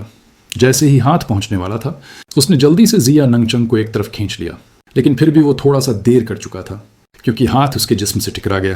جب وہ وار اس سے ٹکرایا تو زیا ننگ چنگ کا پیارا چہرہ کانپ گیا. بغیر کسی ہچکچاہٹ کے کائی یانگ نے اس کا سر اپنے سینے سے دبایا اور تیزی سے اسے لے کر بھاگ گیا. دوستو ہم سن رہے ہیں مارشل پیک. اگر آپ اس کہانی کو پسند کر رہے ہیں تو برائے مہربانی لائک اور سبسکرائب لازمی کریں. دشمن کے لوگ بہت زیادہ تھے اور ان کی کلٹیویشن بہت زیادہ تھی. وہ اتنا بیوقوف نہیں تھا کہ ان کا سامنا براہ راست کرتا. جیسے ہی کائی یانگ زیا ننگ چنگ کو لے کر بھاگا وہ ان کی زنجیریں آخرکار بلڈ گروپ کے ماہرین کو پھنسا چکی تھیں. ایسی 8 زنجیریں کل تھیں. وین فیچن کے زیا ننگ چنگ پر خاص توجہ دینے کی وجہ سے ان میں سے 3 زنجیریں سیدھا اس کی طرف بڑھیں. باقی 5 زنجیریں بلڈ گروپ کے سپریشن اینٹری یونین باؤنڈری اور کی ٹرانسفارمنگ اسٹیج کے ماہرین کی طرف روانہ ہوئیں جو ان زنجیروں سے پکڑے جا رہے تھے. انہوں نے سوچا کہ ان کی جانیں ختم ہونے والی ہیں لیکن جیسے ہی انہوں نے یہ سوچا 8 زنجیریں ان کے جسموں میں گھستی ہوئی نظر آئیں اور نگاہ سے اوجھل ہو گئیں. وین فیچن نے فوری طور پر محسوس کیا کہ اس کی ٹرو ایلیمنٹ باؤنڈری کی کلٹیویشن دب گئی ہے. ایک آہ نکالتے ہوئے اس نے پھر منہ بھر کے خون اگل دیا. سپریشن اینٹ ری یونین باؤنڈری کے وہ 3 ماہر نیز کی ٹرانسفارمنگ اسٹیج کا شاگرد بھی اسی مصیبت میں تھے. ان کے چہرے بالکل پیلا پڑ گئے تھے اور ان سب نے خون کے کیا. اس دوران باقی بچا ہوا کہ ٹرانسفارمنگ شاگرد براہ راست سانس رک کر زمین پر گر کر مر گیا. یہ کیا ہو رہا ہے؟ لانگ ہوئی نے زور سے چلا کر کہا کیونکہ وہ سارا واقعہ دیکھ رہا تھا. جیسے ہی اسے احساس ہوا کہ مخالف کے پاس ہیون گریڈ کا ڈیفینسیو آرٹیفیکٹ ہے اور وہ زیا ننگ چنگ کے جسم کو بے عزت کرنے کے بارے میں سوچ ہی رہا تھا. سب کچھ بدل گیا. ایک پل میں اس کے اپنے آدمیوں میں سے ایک مر چکا تھا جبکہ 5 شدید زخمی ہو چکے تھے. یہاں تک کہ وین فیچن بھی بری حالت میں تھا. لانگ ہوئی غصے سے کیوں نہ بھڑک اٹھتا. وہ بطخ جو اس کے منہ میں تھی اچانک اڑ گئی۔ برائے مہربانی پرسکون ہو جائیے یانگ ماسٹر لانگ۔ درد کے خلاف دانت پیستے ہوئے وین فچن نے پکارنے میں کامیابی کی اور اپنی ورلڈ کی کو زبردستی دبانے اور اپنے جسم میں سردی کو باہر نکالنے لگا۔ اس کی آواز انتہائی کمزور تھی۔ وہ وضاحت کرنے لگا، مجھے ڈر ہے کہ اس لڑکی نے پہلے ہی یہاں کچھ چیزیں بنا رکھی تھیں۔ ماحول سے فائدہ اٹھاتے ہوئے وہ کچھ پلاسٹر مہارتیں ایکٹیویٹ کرنے میں کامیاب ہو گئی اور فائدہ حاصل کر لیا۔ ایک لمحے کی غفلت کی وجہ سے میں نے اسے کامیاب ہونے دیا۔ کتوں کا گروپ۔ لانگ ہوئی نے غصے سے اپنا پاؤں پٹکا، پھر زور سے کہتے ہوئے، صرف 2 لوگوں سے نمٹنے کے لیے اتنے سارے لوگ اور تم پھر بھی ہار گئے۔ وین فیچن کے چہرے پر غصے کا ایک اشارہ نمودار ہوا، لیکن اس نے اپنا غصہ دبایا اور کہا، اگرچہ ہمیں نقصان اٹھانا پڑا لیکن وہ لڑکی یقیناً زیادہ بہتر حالت میں نہیں ہوگی۔ مجھے ڈر ہے کہ اس کے پاس اب کوئی ورلڈ کی باقی نہیں بچی ہوگی، لہذا اگر ہم ابھی انہیں ڈھونڈ لیں تو وہ کٹائی بورڈ پر سور ہوں گے۔ اس پلان کو فوری طور پر شروع کرنے کے لیے بے چین لانگ ہوئی نے حکم دیا۔ پھر تم کس چیز کا انتظار کر رہے ہو؟ جلدی سے ان کا پیچھا کرو۔ اپنی نظر اسٹورم ہاؤس کے شاگردوں کی طرف موڑتے ہوئے اس نے حکم دیا، میں تمہیں اپنے آپ کو بچانے کا ایک موقع دیتا ہوں۔ اگر تم اس لڑکی کو پکڑ کر میرے پاس لے آ سکتے ہو تو میں وین فیچن وعدہ کرتا ہوں کہ تمہیں یہاں سے محفوظ باہر لے جاؤں گا۔ ابھی زیا ننگچنگ کی 8 زنجیریں بلڈ گروپ کے طاقتوروں کو ہدف بنا چکی تھیں، اس لیے اسٹارم ہاؤس کے لوگ تھے جن کو کوئی بڑا نقصان نہیں پہنچا تھا۔ وادی میں داخل ہونے والے 5 میں سے کوئی نہیں مرا تھا اور ان کی حالت بلڈ گروپ سے کہیں بہتر تھی۔ پاپ 95 دوسری سمت کیا؟ نو لانگ میں اتنی ہمت تھی کہ وہ وین فیچن کے حکم کی خلاف ورزی کرتا؟ نہیں، جتنا کمزور بھی وہ لگ رہا تھا، وین فیچن جیسے شخص کے سامنے اس کے پاس کوئی اختیار نہیں تھا۔ نو لانگ نے احتیاط سے پوچھا، میں صرف تصدیق کرنا چاہتا ہوں سینئر وین، کیا وہ عورت واقعی اب لڑنے کے قابل نہیں رہی؟ وین فیچن نے اطمینان سے جواب دیا، بالکل، اب تم جا کر پیچھا کرو۔ وہ اتنی کمزور ہے کہ تم ننگے ہاتھوں بھی اسے پکڑ سکتے ہو۔ اسے لانگ صاحب کے پاس واپس لے آؤ، اس کے تمہیں بڑے فائدے ملیں گے۔ نولانگ کی آنکھوں میں جنون اور نفرت کی چمک ابھری۔ یہاں تک پہنچنے کے لیے اس نے بے شمار لڑائیاں لڑی تھیں، اپنے اسٹارم ہاؤس کے ساتھیوں کو ایک ایک کر کے مرتے دیکھا تھا۔ اب اس کے ساتھ صرف چند لوگ رہ گئے تھے، باقی سب اپنی جانیں ہار چکے تھے۔ اس کا غصہ وین فیچن پر نہیں نکل سکتا تھا، اس لیے وہ اب کائی یانگ اور جیاننگ چانگ پر نکالنا چاہتا تھا۔ جیاننگ چانگ کے پاس اب کوئی طاقت نہیں بچی تھی اور کائی یانگ جیسے عام لڑکے کو وہ اپنے راستے میں رکاوٹ نہیں سمجھتا تھا۔ جب اسٹارم ہاؤس کے لوگ اس وادی کی طرف دوڑے جو ین توانائی سے بھری ہوئی تھی، وین فیچن نے خون گروا کے باقی افراد کی طرف دیکھا۔ تم لوگ بھی جا کر ان کا پیچھا کرو، اس عورت کو ہرگز بھاگنے مت دینا، اس کے پیچھے یقیناً کوئی طاقتور شخص ہے۔ اگر آج کی بات باہر نکل گئی تو ہم سب بڑی مصیبت میں پڑ جائیں گے۔ جی، سب نے دبے لبوں میں کہا۔ وہ خود بھی کمزور ہو چکے تھے، مگر اپنی جان بچانے کے لیے انہیں پیچھا کرنا ہی تھا۔ اب صرف وین فیچن اور لانگ ہوئے باقی رہ گئے تھے۔ لانگ ہوئے کے چہرے پر ذرا نرمی آئی اور اس نے پوچھا، وین صاحب آخر ہوا کیا ہے؟ وین فیچن نے ایک تلخ مسکراہٹ کے ساتھ کہا، مجھے نہیں معلوم اس لڑکی نے کون سا طریقہ استعمال کیا، مگر میرے جسم کے اندر 3 سطحوں کی ین توانائی نے زنجیر کی طرح میری طاقت کو قید کر رکھا ہے۔ میری اپنی توانائی اور دنیا کی طاقت دونوں بند ہو چکی ہیں۔ کیا اس کے پاس ایسا طریقہ بھی تھا؟ لانگ ہوئی چونک گیا۔ ہاں، وین فی نے سر ہلایا، میرے ساتھ کے باقی شاگرد بھی اسی جادو میں پھنس گئے ہیں۔ وہ اب اپنی اصلی طاقت کا صرف 30% ہی استعمال کر سکتے ہیں۔ پھر اب کیا کریں؟ لانگ ہوئے نے بے چینی سے پوچھا۔ فکر نہ کریں، میں نے اسٹارم ہاؤس کے لوگوں سے جھوٹ نہیں کہا تھا۔ اس عورت نے جو طریقہ استعمال کیا ہے اور اتنے دیر تک جو دفاعی خزانہ چلایا ہے، اس سے اس کی ساری توانائی ختم ہو چکی ہے۔ اوپر سے میرا وار بھی اسے لگ چکا ہے۔ اب اس کے پاس لڑنے کی کوئی سکت نہیں رہی۔ جیسے ہی وہ انہیں مل جائے گی، وہ تمہاری ہوگی۔ یہ سن کر لانگ ہوئے نے سکون کا سانس لیا۔ اس کے دل میں وین فیچن کے لیے عزت کا سا احساس پیدا ہوا۔ میں دادا کو ضرور آپ کی محنت کے بارے میں بتاؤں گا، وین صاحب، وین فیچن نے مطمئن انداز میں کہا۔ شکریہ لانگ صاحب، آخر ہم خاندان جیسے ہی تو ہیں۔ اب براہ کرم میری حفاظت کریں، میں دیکھنا چاہتا ہوں کہ کیا میں یہ ین زنجیر توڑ سکتا ہوں یا نہیں۔ کوئی مسئلہ نہیں، لانگ ہوئی نے اعتماد سے کہا۔ بات چیت کے دوران ان دونوں نے کائی یانگ کا ذکر تک نہ کیا۔ ان کے نزدیک جاننگ چانگ اصل خطرہ تھی اور کائی یانگ تو ایک غیر اہم وجود۔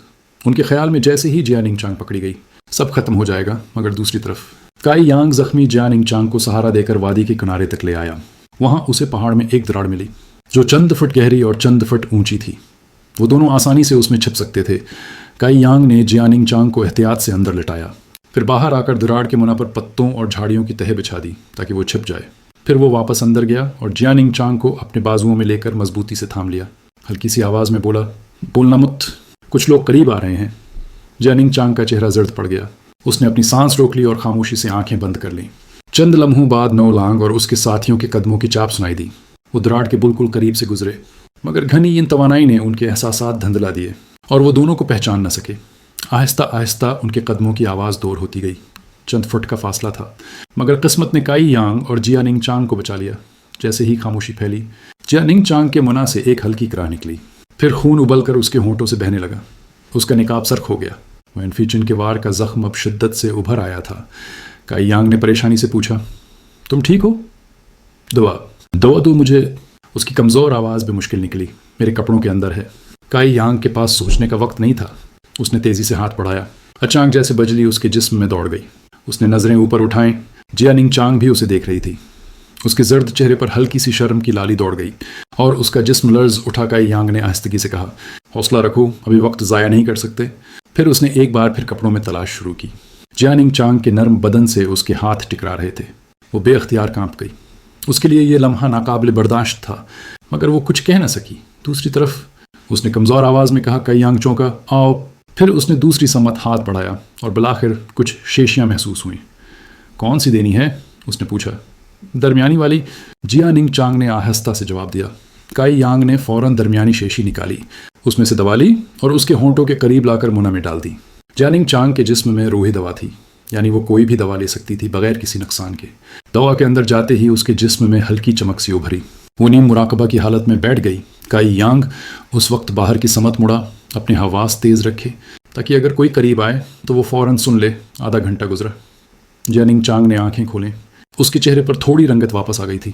اس کی نظریں کائی یانگ پر پڑیں تو دل میں ہلچل سی ہوئی۔ وہ لمحہ یاد آتے ہی اس کے گالوں پر گرمی دوڑ گئی۔ کائی یانگ نے اس کی طرف دیکھا اور پوچھا، اب کیسی ہو؟ جیا ننگ چانگ نے جلدی سے نظریں چرائیں۔ جان کو خطرہ نہیں، مگر فی الحال لڑ نہیں سکتی۔ کائی یانگ نے سر ہلایا اور سکون کی سانس لی۔ بس یہی کافی ہے۔ وادی کے باہر یہ توانائی اب بھی گھوم رہی تھی، مگر ان کے دلوں میں ایک نئی ہمت جاگ چکی تھی، خاموش مگر مضبوط۔ باب 96 پہل کا واجہ۔ ننگ چانگ نے اس شرمندہ کر دینے والے لمحے کو یاد آنے سے جھٹک دیا۔ شرم سے نظریں چرائیں اور موضوع بدلتے ہوئے بولی، تمہیں یہ چھپنے کی جگہ کیسے ملی؟ واقعی یہ جگہ تو جیسے خدا کی دی ہوئی پناہ تھی۔ ایسے اندھیرے میں یہ نایاب جگہ ڈھونڈ لینا ناممکن لگتا تھا۔ کائی یانگ نے ہلکا سا مسکراتے ہوئے کہا، جب تم مجھے اکیلا چھوڑ کر گئی تھیں، میں آس پاس تلاش کر رہا تھا۔ اتفاق سے یہ جگہ مل گئی۔ اس وقت تو سوچا بھی نہیں تھا کہ یہ کبھی جان بچانے کا سہارا بنے گی۔ جیا ننگ چانگ نے ہلکی سانس لی۔ واقعی قسمت اچھی تھی۔ کائی یانگ نے نرمی سے کہا، اب تم آرام کرو، جیسے ہی حالات پرسکون ہوں گے میں تمہیں یہاں سے نکال لوں گا۔ جیا ننگ چانگ کے چہرے پر اداسی چھا گئی۔ آہستہ آواز میں بولی، ہم یہاں سے نہیں نکل سکتے۔ کیوں نہیں؟ قسمت اور محنت پر سب کچھ منحصر ہوتا ہے نا؟ کائی یانگ نے مسکراتے ہوئے کہا۔ وہ بولی، جب میں نے 9 کلاؤڈ 8 لاکس کا جادو کھولا تھا، تب سے یہ پوری وادی بند ہو گئی ہے۔ طلوع آفتاب سے پہلے کوئی بھی یہاں سے نکل نہیں سکتا۔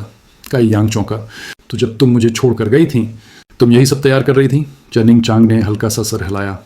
ہاں، اصل میں یہ جادو 9 ینڈیو کرسٹلز کے لیے تیار کیا تھا، مگر حالات نے مجبور کر دیا کہ اسے وقت سے پہلے ہی چالو کر دوں۔ تو وہ سیاہ زنجیریں، وہ بھی اسی جادو کا نتیجہ تھیں؟ کائی یانگ نے پوچھا۔ ہاں دوستو، ہم سن رہے ہیں مارشل پیک۔ اگر آپ اس کہانی کو پسند کر رہے ہیں تو برائے مہربانی لائک اور سبسکرائب لازمی کریں۔ تو کیا وہ سب مر گئے ہوں گے؟ اس کے لہجے میں امید تھی۔ جیا ننگ چانگ نے نفی میں سر ہلایا۔ نہیں، وہ لوگ اتنے کمزور نہیں، یہ جادو انہیں نہیں مار سکتا۔ زیادہ سے زیادہ 1-2 کمزور لوگ مارے گئے ہوں گے۔ کائی یانگ نے دل ہی دل میں سوچا، یہ بھی کچھ کم نہیں۔ جیا ننگ چانگ بولی، ہاں، مگر یہ زنجیریں ان کے جسموں میں یہ توانائی بھر دیں گی جس سے ان کی طاقت بند ہو جائے گی۔ طلوع صبح سے پہلے وہ اپنی توانائی بحال نہیں کر سکیں گے۔ مجھے امید ہے کہ اس وقت تک میں بھی کچھ سنبھل جاؤں گی، پھر ہم ساتھ نکل جائیں گے۔ کائی یانگ کی آنکھوں میں ایک چمک ابھری۔ تو تم کہہ رہی ہو کہ ان کی طاقت سیل ہو گئی ہے؟ کتنا حصہ؟ 60 سے 70% تک۔ اور جو سب سے طاقتور ہے اس کا تو کم از کم اسی فیصد ختم ہو چکا ہوگا۔ کائی یانگ نے لب بھینچتے ہوئے کہا، یعنی اب وہ اپنی تباہ کن طاقت نہیں دکھا سکتے؟ جیا ننگ چانگ کے دل میں گھبراہٹ جاگی۔ تم کیا سوچ رہے ہو کائی یانگ؟ خبردار کوئی جلد بازی نہ کرنا، چاہے ان کی طاقت کم بھی ہو گئی ہو تم ان کا مقابلہ نہیں کر سکتے۔ کائی یانگ نے شرارتی انداز میں مسکرا کر کہا، کوشش کیے بغیر کیسے پتہ چلے گا؟ یہ جگہ ین توانائی سے بھری ہے، انہیں یہاں سانس لینے کے لیے بھی اپنی توانائی خرچ کرنی پڑ رہی ہوگی۔ وقت گزرنے کے ساتھ وہ مزید کمزور ہوتے جائیں گے، لیکن وہ تعداد میں بہت زیادہ ہیں۔ جیا ننگ چانگ نے اس کا ہاتھ پکڑ کر کہا، جلد بازی مت کرو، یہ خودکشی ہوگی۔ کائی یانگ نے نرمی سے اس کے ہاتھ پر اپنا ہاتھ رکھا۔ فکر مت کرو، اگر ہم یوں نہیں چھپے رہے تو وہ ہمیں ڈھونڈ ہی لیں گے، تب ہم ایک الٹی کچھی بن جائیں گے جو صرف مرنے کا انتظار کرتی ہے۔ اگر ہم خود پہل کریں تو شاید کوئی موقع مل جائے۔ جاننگ چانگ نے سختی سے سر ہلایا۔ نہیں، میں تمہاری سینئر سسٹر ہوں، تمہیں میری بات ماننی ہوگی۔ اگر تم باہر گئے تو ین توانائی تمہاری جان لے لے گی۔ کائی یانگ نے سنجیدگی سے کہا، چھوٹی سینئر سسٹر، اگر تم جینا چاہتی ہو تو مجھے مت روکو۔ تم نے لونگ ہوئی کی نیت دیکھی ہے، اگر تم اس کے ہاتھ چڑھ گئیں تو تمہارا انجام کیا ہوگا تم جانتی ہو۔ یہ سنتے ہی جاننگ چانگ کانپ گئی۔ کائی یانگ نے اس کا ہاتھ آہستہ سے چھڑایا۔ مجھے مت روکو، وہ بے بسی سے بولی۔ اگر تم اتنے پرعزم ہو تو یہ لے جاؤ، یہ تعویذ تمہیں سرد ین توانائی سے بچائے گا۔ کائی یانگ نے تعویذ لینے سے انکار کر دیا۔ یہ تمہیں زیادہ ضرورت ہے، میری فکر مت کرو۔ میری دنیا کی توانائی ورلڈ کیوئی ختم نہیں ہوگی اور ین توانائی مجھ پر اثر نہیں کر سکتی۔ اگر کوئی یہاں پہنچ گیا تو تمہیں اپنی حفاظت کرنی ہوگی۔ جاننگ چانگ نے ہلکی سانس لی۔ میں نے کچھ توانائی بحال کر لی ہے، میرا دفاعی خزانہ دوبارہ چل سکتا ہے، اب وہ مجھے نقصان نہیں پہنچا سکیں گے تو ٹھیک ہے، کائی یانگ نے کہا اور دراڑ کی طرف بڑھا۔ اتنے دن ضبط کے بعد اب اس کے اندر کا جنگجو بیدار ہو چکا تھا۔ دروازے کے قریب پہنچ کر اس نے رک کر کہا، چھوٹی سینئر سسٹر، اگر میں صبح تک واپس نہ آؤں تو سیدھے اسکائی ٹاور لوٹ جانا۔ جاننگ چانگ کا دل زور سے دھڑکا۔ ایک انجانی تکلیف اس کے دل میں ابھر آئی۔ کائی یانگ نے مسکرا کر کہا، اگر میں واپس آؤں تو کیا تم مجھ سے ایک وعدہ کرو گی؟ وہ چونکی۔ کیا وعدہ؟ کائی یانگ نے مسکرا کر کہا، واپسی پر بتاؤں گا۔ یہ کہہ کر وہ دراڑ سے باہر نکلا، پتے ہٹا کر پیچھے کا راستہ چھپایا اور اندھیرے میں غائب ہو گیا۔ اب وادی میں صرف جاننگ چانگ رہ گئی تھی، اکیلی، مگر دل میں دعا لیے رات باقی تھی۔ طلوعی صبح میں ابھی 3-4 گھنٹے تھے اور دشمن بے شمار، لیکن کائی یانگ کے دل میں صرف ایک بات تھی، اب وار کرنے کی باری اس کی تھی۔ وادی کے کنارے درختوں کے درمیان 2 سائے تیزی سے حرکت کر رہے تھے۔ کائی یانگ ایک بڑے تنے کے پیچھے چھپ کر ان کے قریب آنے کا انتظار کرنے لگا۔ آوازیں قریب آتی گئیں۔ ایک بولا، سینئر بھائی شیونگ، وہ دونوں کہاں گئے؟ اتنی دیر تلاش کے بعد بھی نہیں ملے۔ دوسرے نے جواب دیا، فکر مت کرو، نولانگ اور خون گروا کے لوگ بھی تلاش کر رہے ہیں۔ کائی یانگ زیادہ دیر چھپ نہیں سکتا، شاید ابھی تک وہ ان کے ہاتھ لگ چکا ہو۔ پہلا ہنسا، وہ لڑکی واقعی حسین ہے، اگر لونگ ہوئے کے ہاتھ چڑھ گئی تو انجام سوچ کر بھی دل دہلتا ہے۔ دوسرا غرور سے بولا، لونگ ہوئے تو عورتوں کا دیوانہ ہے، ایسے لوگ کبھی بڑے نہیں بنتے، جب ہم طاقتور ہو جائیں گے تب ہماری باری ہوگی۔ اچانک ان کے سامنے چند قدم کے فاصلے پر ایک سایہ نمودار ہوا۔ کون ہے وہاں؟ سینئر بھائی شیونگ چلایا درختوں کے پیچھے سے ایک ہلکی سی مسکراہٹ گونجی۔ تم ہی تو مجھے ڈھونڈ رہے تھے، کائی یانگ۔ دونوں کے چہرے خوشی سے چمک اٹھے، بغیر کسی جال یا کوشش کے دشمن خود ان کے سامنے تھا۔ کتنی بڑی خوش قسمت تھی۔ کائی یانگ بھی مسکرا دیا۔ اب شکار اور شکاری کی سرحد مٹ چکی تھی۔ ان کی باتوں سے وہ سمجھ چکا تھا کہ یہ اسٹورم ہاؤس کے 5 شاگردوں میں سے 2 ہیں۔ نولانگ کے علاوہ باقی سب ابتدائی درجے کے لڑاکا تھے۔ ایسے مخالفوں سے کائی یانگ کو کوئی خوف نہیں تھا۔ اب رات کی خاموشی میں صرف ایک بات گونج رہی تھی، لڑائی شروع ہونے والی ہے۔ باب 97۔ خون کا انتظار اسٹورم ہاؤس کے ان 2 شاگردوں کی کائی یانگ سے کوئی دشمنی ابیر نہیں تھی، لیکن اس کا پیچھا کرتے ہوئے ان کے بہت سے ساتھی مارے گئے تھے۔ وین فیچن سے بدلہ لینے کی ان میں طاقت نہیں تھی، اس لیے وہ اپنے بھائیوں کی موت کا ذمہ دار صرف کائی یانگ کو ٹھہرا سکتے تھے۔ اب دشمن سے سامنے آ کر قدرتی طور پر ان کا خون کھول اٹھا۔ بھائی جونگ مسکراتے ہوئے کائی یانگ کو تاڑنے لگا، پھر ٹھنڈے لہجے میں بولا، بہادر ہے، ہمارا سامنا کرنے کی ہمت کر رہا ہے۔ وہ لڑکی کہاں ہے جسے تم بچا کر لے گئے تھے؟ اگر تم مجھے ہرا سکو گے تو بتا دوں گا۔ کائی یانگ کی انگلیاں چٹکتی ہوئی میٹھیوں میں بدل گئیں۔ وہ سر ہلاتے ہوئے آہستہ سے دونوں کی طرف بڑھنے لگا۔ بھائی جونگ کہہ مار کر بولا، ڈینگے مار رہا ہے جونیئر برادر، جب میں اسے سبق سکھا چکوں گا تو تم اسے اٹھا لینا۔ یہ کہتے ہوئے اس نے اپنی کمر سے لٹکی ہوئی لمبی تلوار میان سے نکالی اور ایک مورخہ بنا کر کائی یانگ پر حملہ کر دیا۔ بھائی Jong initial element boundary level 6 کا کلٹیویٹر تھا، جبکہ کائی یانگ کی کلٹیویشن صرف لیول 4 تھی۔ ان کے درمیان 2 لیول کا فرق تھا۔ اس کے ہاتھ میں ایک تیز ہتھیار تھا جو اس کا فائدہ اور بڑھا رہا تھا۔ اس کا پہلا وار صفحہ جانچنے کے لیے تھا۔ بھائی جونگ کو یقین نہیں تھا کہ وہ اس ایک وار سے کائی یانگ سے چھٹکارا پا سکے گا۔ اندھیرے میں تلوار کائی یانگ کے سامنے چمکی۔ کائی یانگ نے فوری طور پر دائیں طرف ہٹ کر وار چھوڑا۔ اس کے بعد بھائی جونگ نے اپنی تلوار دوبارہ اٹھائی اور کائی یانگ پر لگاتار کئی وار کیے۔ کائی یانگ نے اس کے تمام وار چھوڑ دیے۔ اس تبادلے کے بعد دونوں ایک دوسرے سے دور ہٹ گئے۔ بھائی جونگ ہنس پڑا۔ چاول کے ایک دانے کو شاندار ہونے کا خواب، کائی یانگ تمہاری جان لینے والا میں ہوں۔ پچھلے واروں نے اسے کائی یانگ کی طاقت کا صاف اندازہ دے دیا تھا۔ اب جب کہ اسے کائی یانگ کے لڑنے کے انداز کا بنیادی اسٹائل معلوم ہو گیا تھا، وہ اسے آسانی سے مار سکتا تھا۔ اپنی ورلڈ کی کو جاری کرتے ہوئے بھائی جونگ کی تلوار سے ہوا اور بجلی کی آوازیں آنے لگیں۔ تھنڈر ونڈ کرائی۔ بھائی جونگ نے اپنی تلوار بھاری انداز میں گھمائی۔ اس کی لمبی تلوار پر بجلی نظر آ رہی تھی، جس نے تلوار گھمانے پر بجلی کا ایک آرک پیدا کیا۔ یہ آرک انتہائی تیز تھا اور کائی یانگ کی چھاتی کی طرف تیزی سے بڑھ رہا تھا۔ کائی یانگ اس وار کو چھوڑنے سے قاصر تھا، کائی یانگ واقعی اس وار کو چھوڑ نہیں سکتا تھا، لیکن اس کے چہرے پر گھبراہٹ کا کوئی نشان نہیں تھا، بلکہ اس نے صرف اپنا ہاتھ اٹھا کر تلوار کی طرف کر دیا۔ بھائی جونگ نے طنزیہ مسکراہٹ کی۔ اس کے دل میں سوچ رہا تھا کہ اس تلوار کے باڈی پر بجلی چھائی ہوئی ہے اور تم صرف انیشل ایلیمنٹ باؤنڈری لیول چور ہو۔ اگر یہ تمہیں چھو گئی تو تم مفلوج ہو جاؤ کہ اور میری رحم و کرم پر ہوگے۔ یہ سوچ کر بھائی جونگ نے تلوار کی رفتار اور بڑھا دی جو کائی یانگ کی طرف بڑھ رہی تھی۔ کائی یانگ نے ایک گہری آواز نکالی۔ اس کا ہاتھ انتہائی سرخ ہو گیا، بالکل جلتے ہوئے شعلے کی طرح۔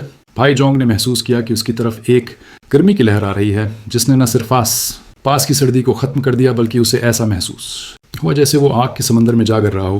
اسے ایسا لگا جیسے وہ واقعی جل رہا ہو۔ رنگ دھات کی آواز سنائی دی۔ کائی یانگ کا ہاتھ تلوار کے اوپر تھا۔ جب بھی اس کا ہاتھ بجلی کی کانٹیکٹ میں آتا، بجلی اچانک غائب ہو جاتی۔ اس اچانک ٹکراؤ کی وجہ سے لمبی تلوار بھی اپنے اصل راستے سے ہٹ گئی اور اس کے بجائے صرف کائی یانگ کے کندھے کو خراش دے کر گزر گئی۔ اسے زخمی کیے بغیر بھائی جونگ چونک گیا۔ اس مقابلے میں اسے پتہ چلا کہ اس کی ورلڈ کی اس کے مخالف کا جوڑ ہی نہیں تھی۔ کیا یہ ممکن ہے کہ وہ انیشل ایلیمنٹ لیول 4 کا کلٹیویٹر نہ ہو؟ کیا اس کی ورلڈ کی در حقیقت اس سے زیادہ مرتکز ہو سکتی ہے؟ مزید برآں کائی یانگ کی ورلڈ کی جو ایک لمحے پہلے اس کے ہاتھ میں تھی وہ واقعی بہت خالص تھی، ورنہ یہ اس کی تلوار پر بجلی کو بجھانا ممکن نہیں تھا۔ بھائی جونگ ان چیزوں کے بارے میں سوچ کر بے چین ہو گیا۔ اس نے اپنی تلوار واپس کھینچی اور کائی یانگ سے دور ہٹ گیا۔ وہ اپنی کی کو مستحکم کرنے کی تیاری کر رہا تھا، پھر دوبارہ کوشش کرنے کے لیے، لیکن کیا کائی یانگ اسے یہ موقع دینے والا تھا؟ پیچھے ہٹتے ہوئے بھائی جونگ کا توازن بگڑ گیا۔ اس کی نظر میں اب خوف کا ایک نشان تھا۔ اس نے محسوس کیا کہ ایک مٹھی اس کے پیٹ سے ٹکرائی، پھر اس کے منہ سے خون پھوٹ پڑا۔ کائی یانگ جانتا تھا کہ اسے بہت سے دشمنوں سے نمٹنا ہے، اس لیے وہ اندھوں سے نمٹنے کے لیے بے تاب تھا۔ اس نے ایک قطرہ یانگ لیکوڈ استعمال کرنے میں بھی ہچکچاہٹ محسوس نہیں کی۔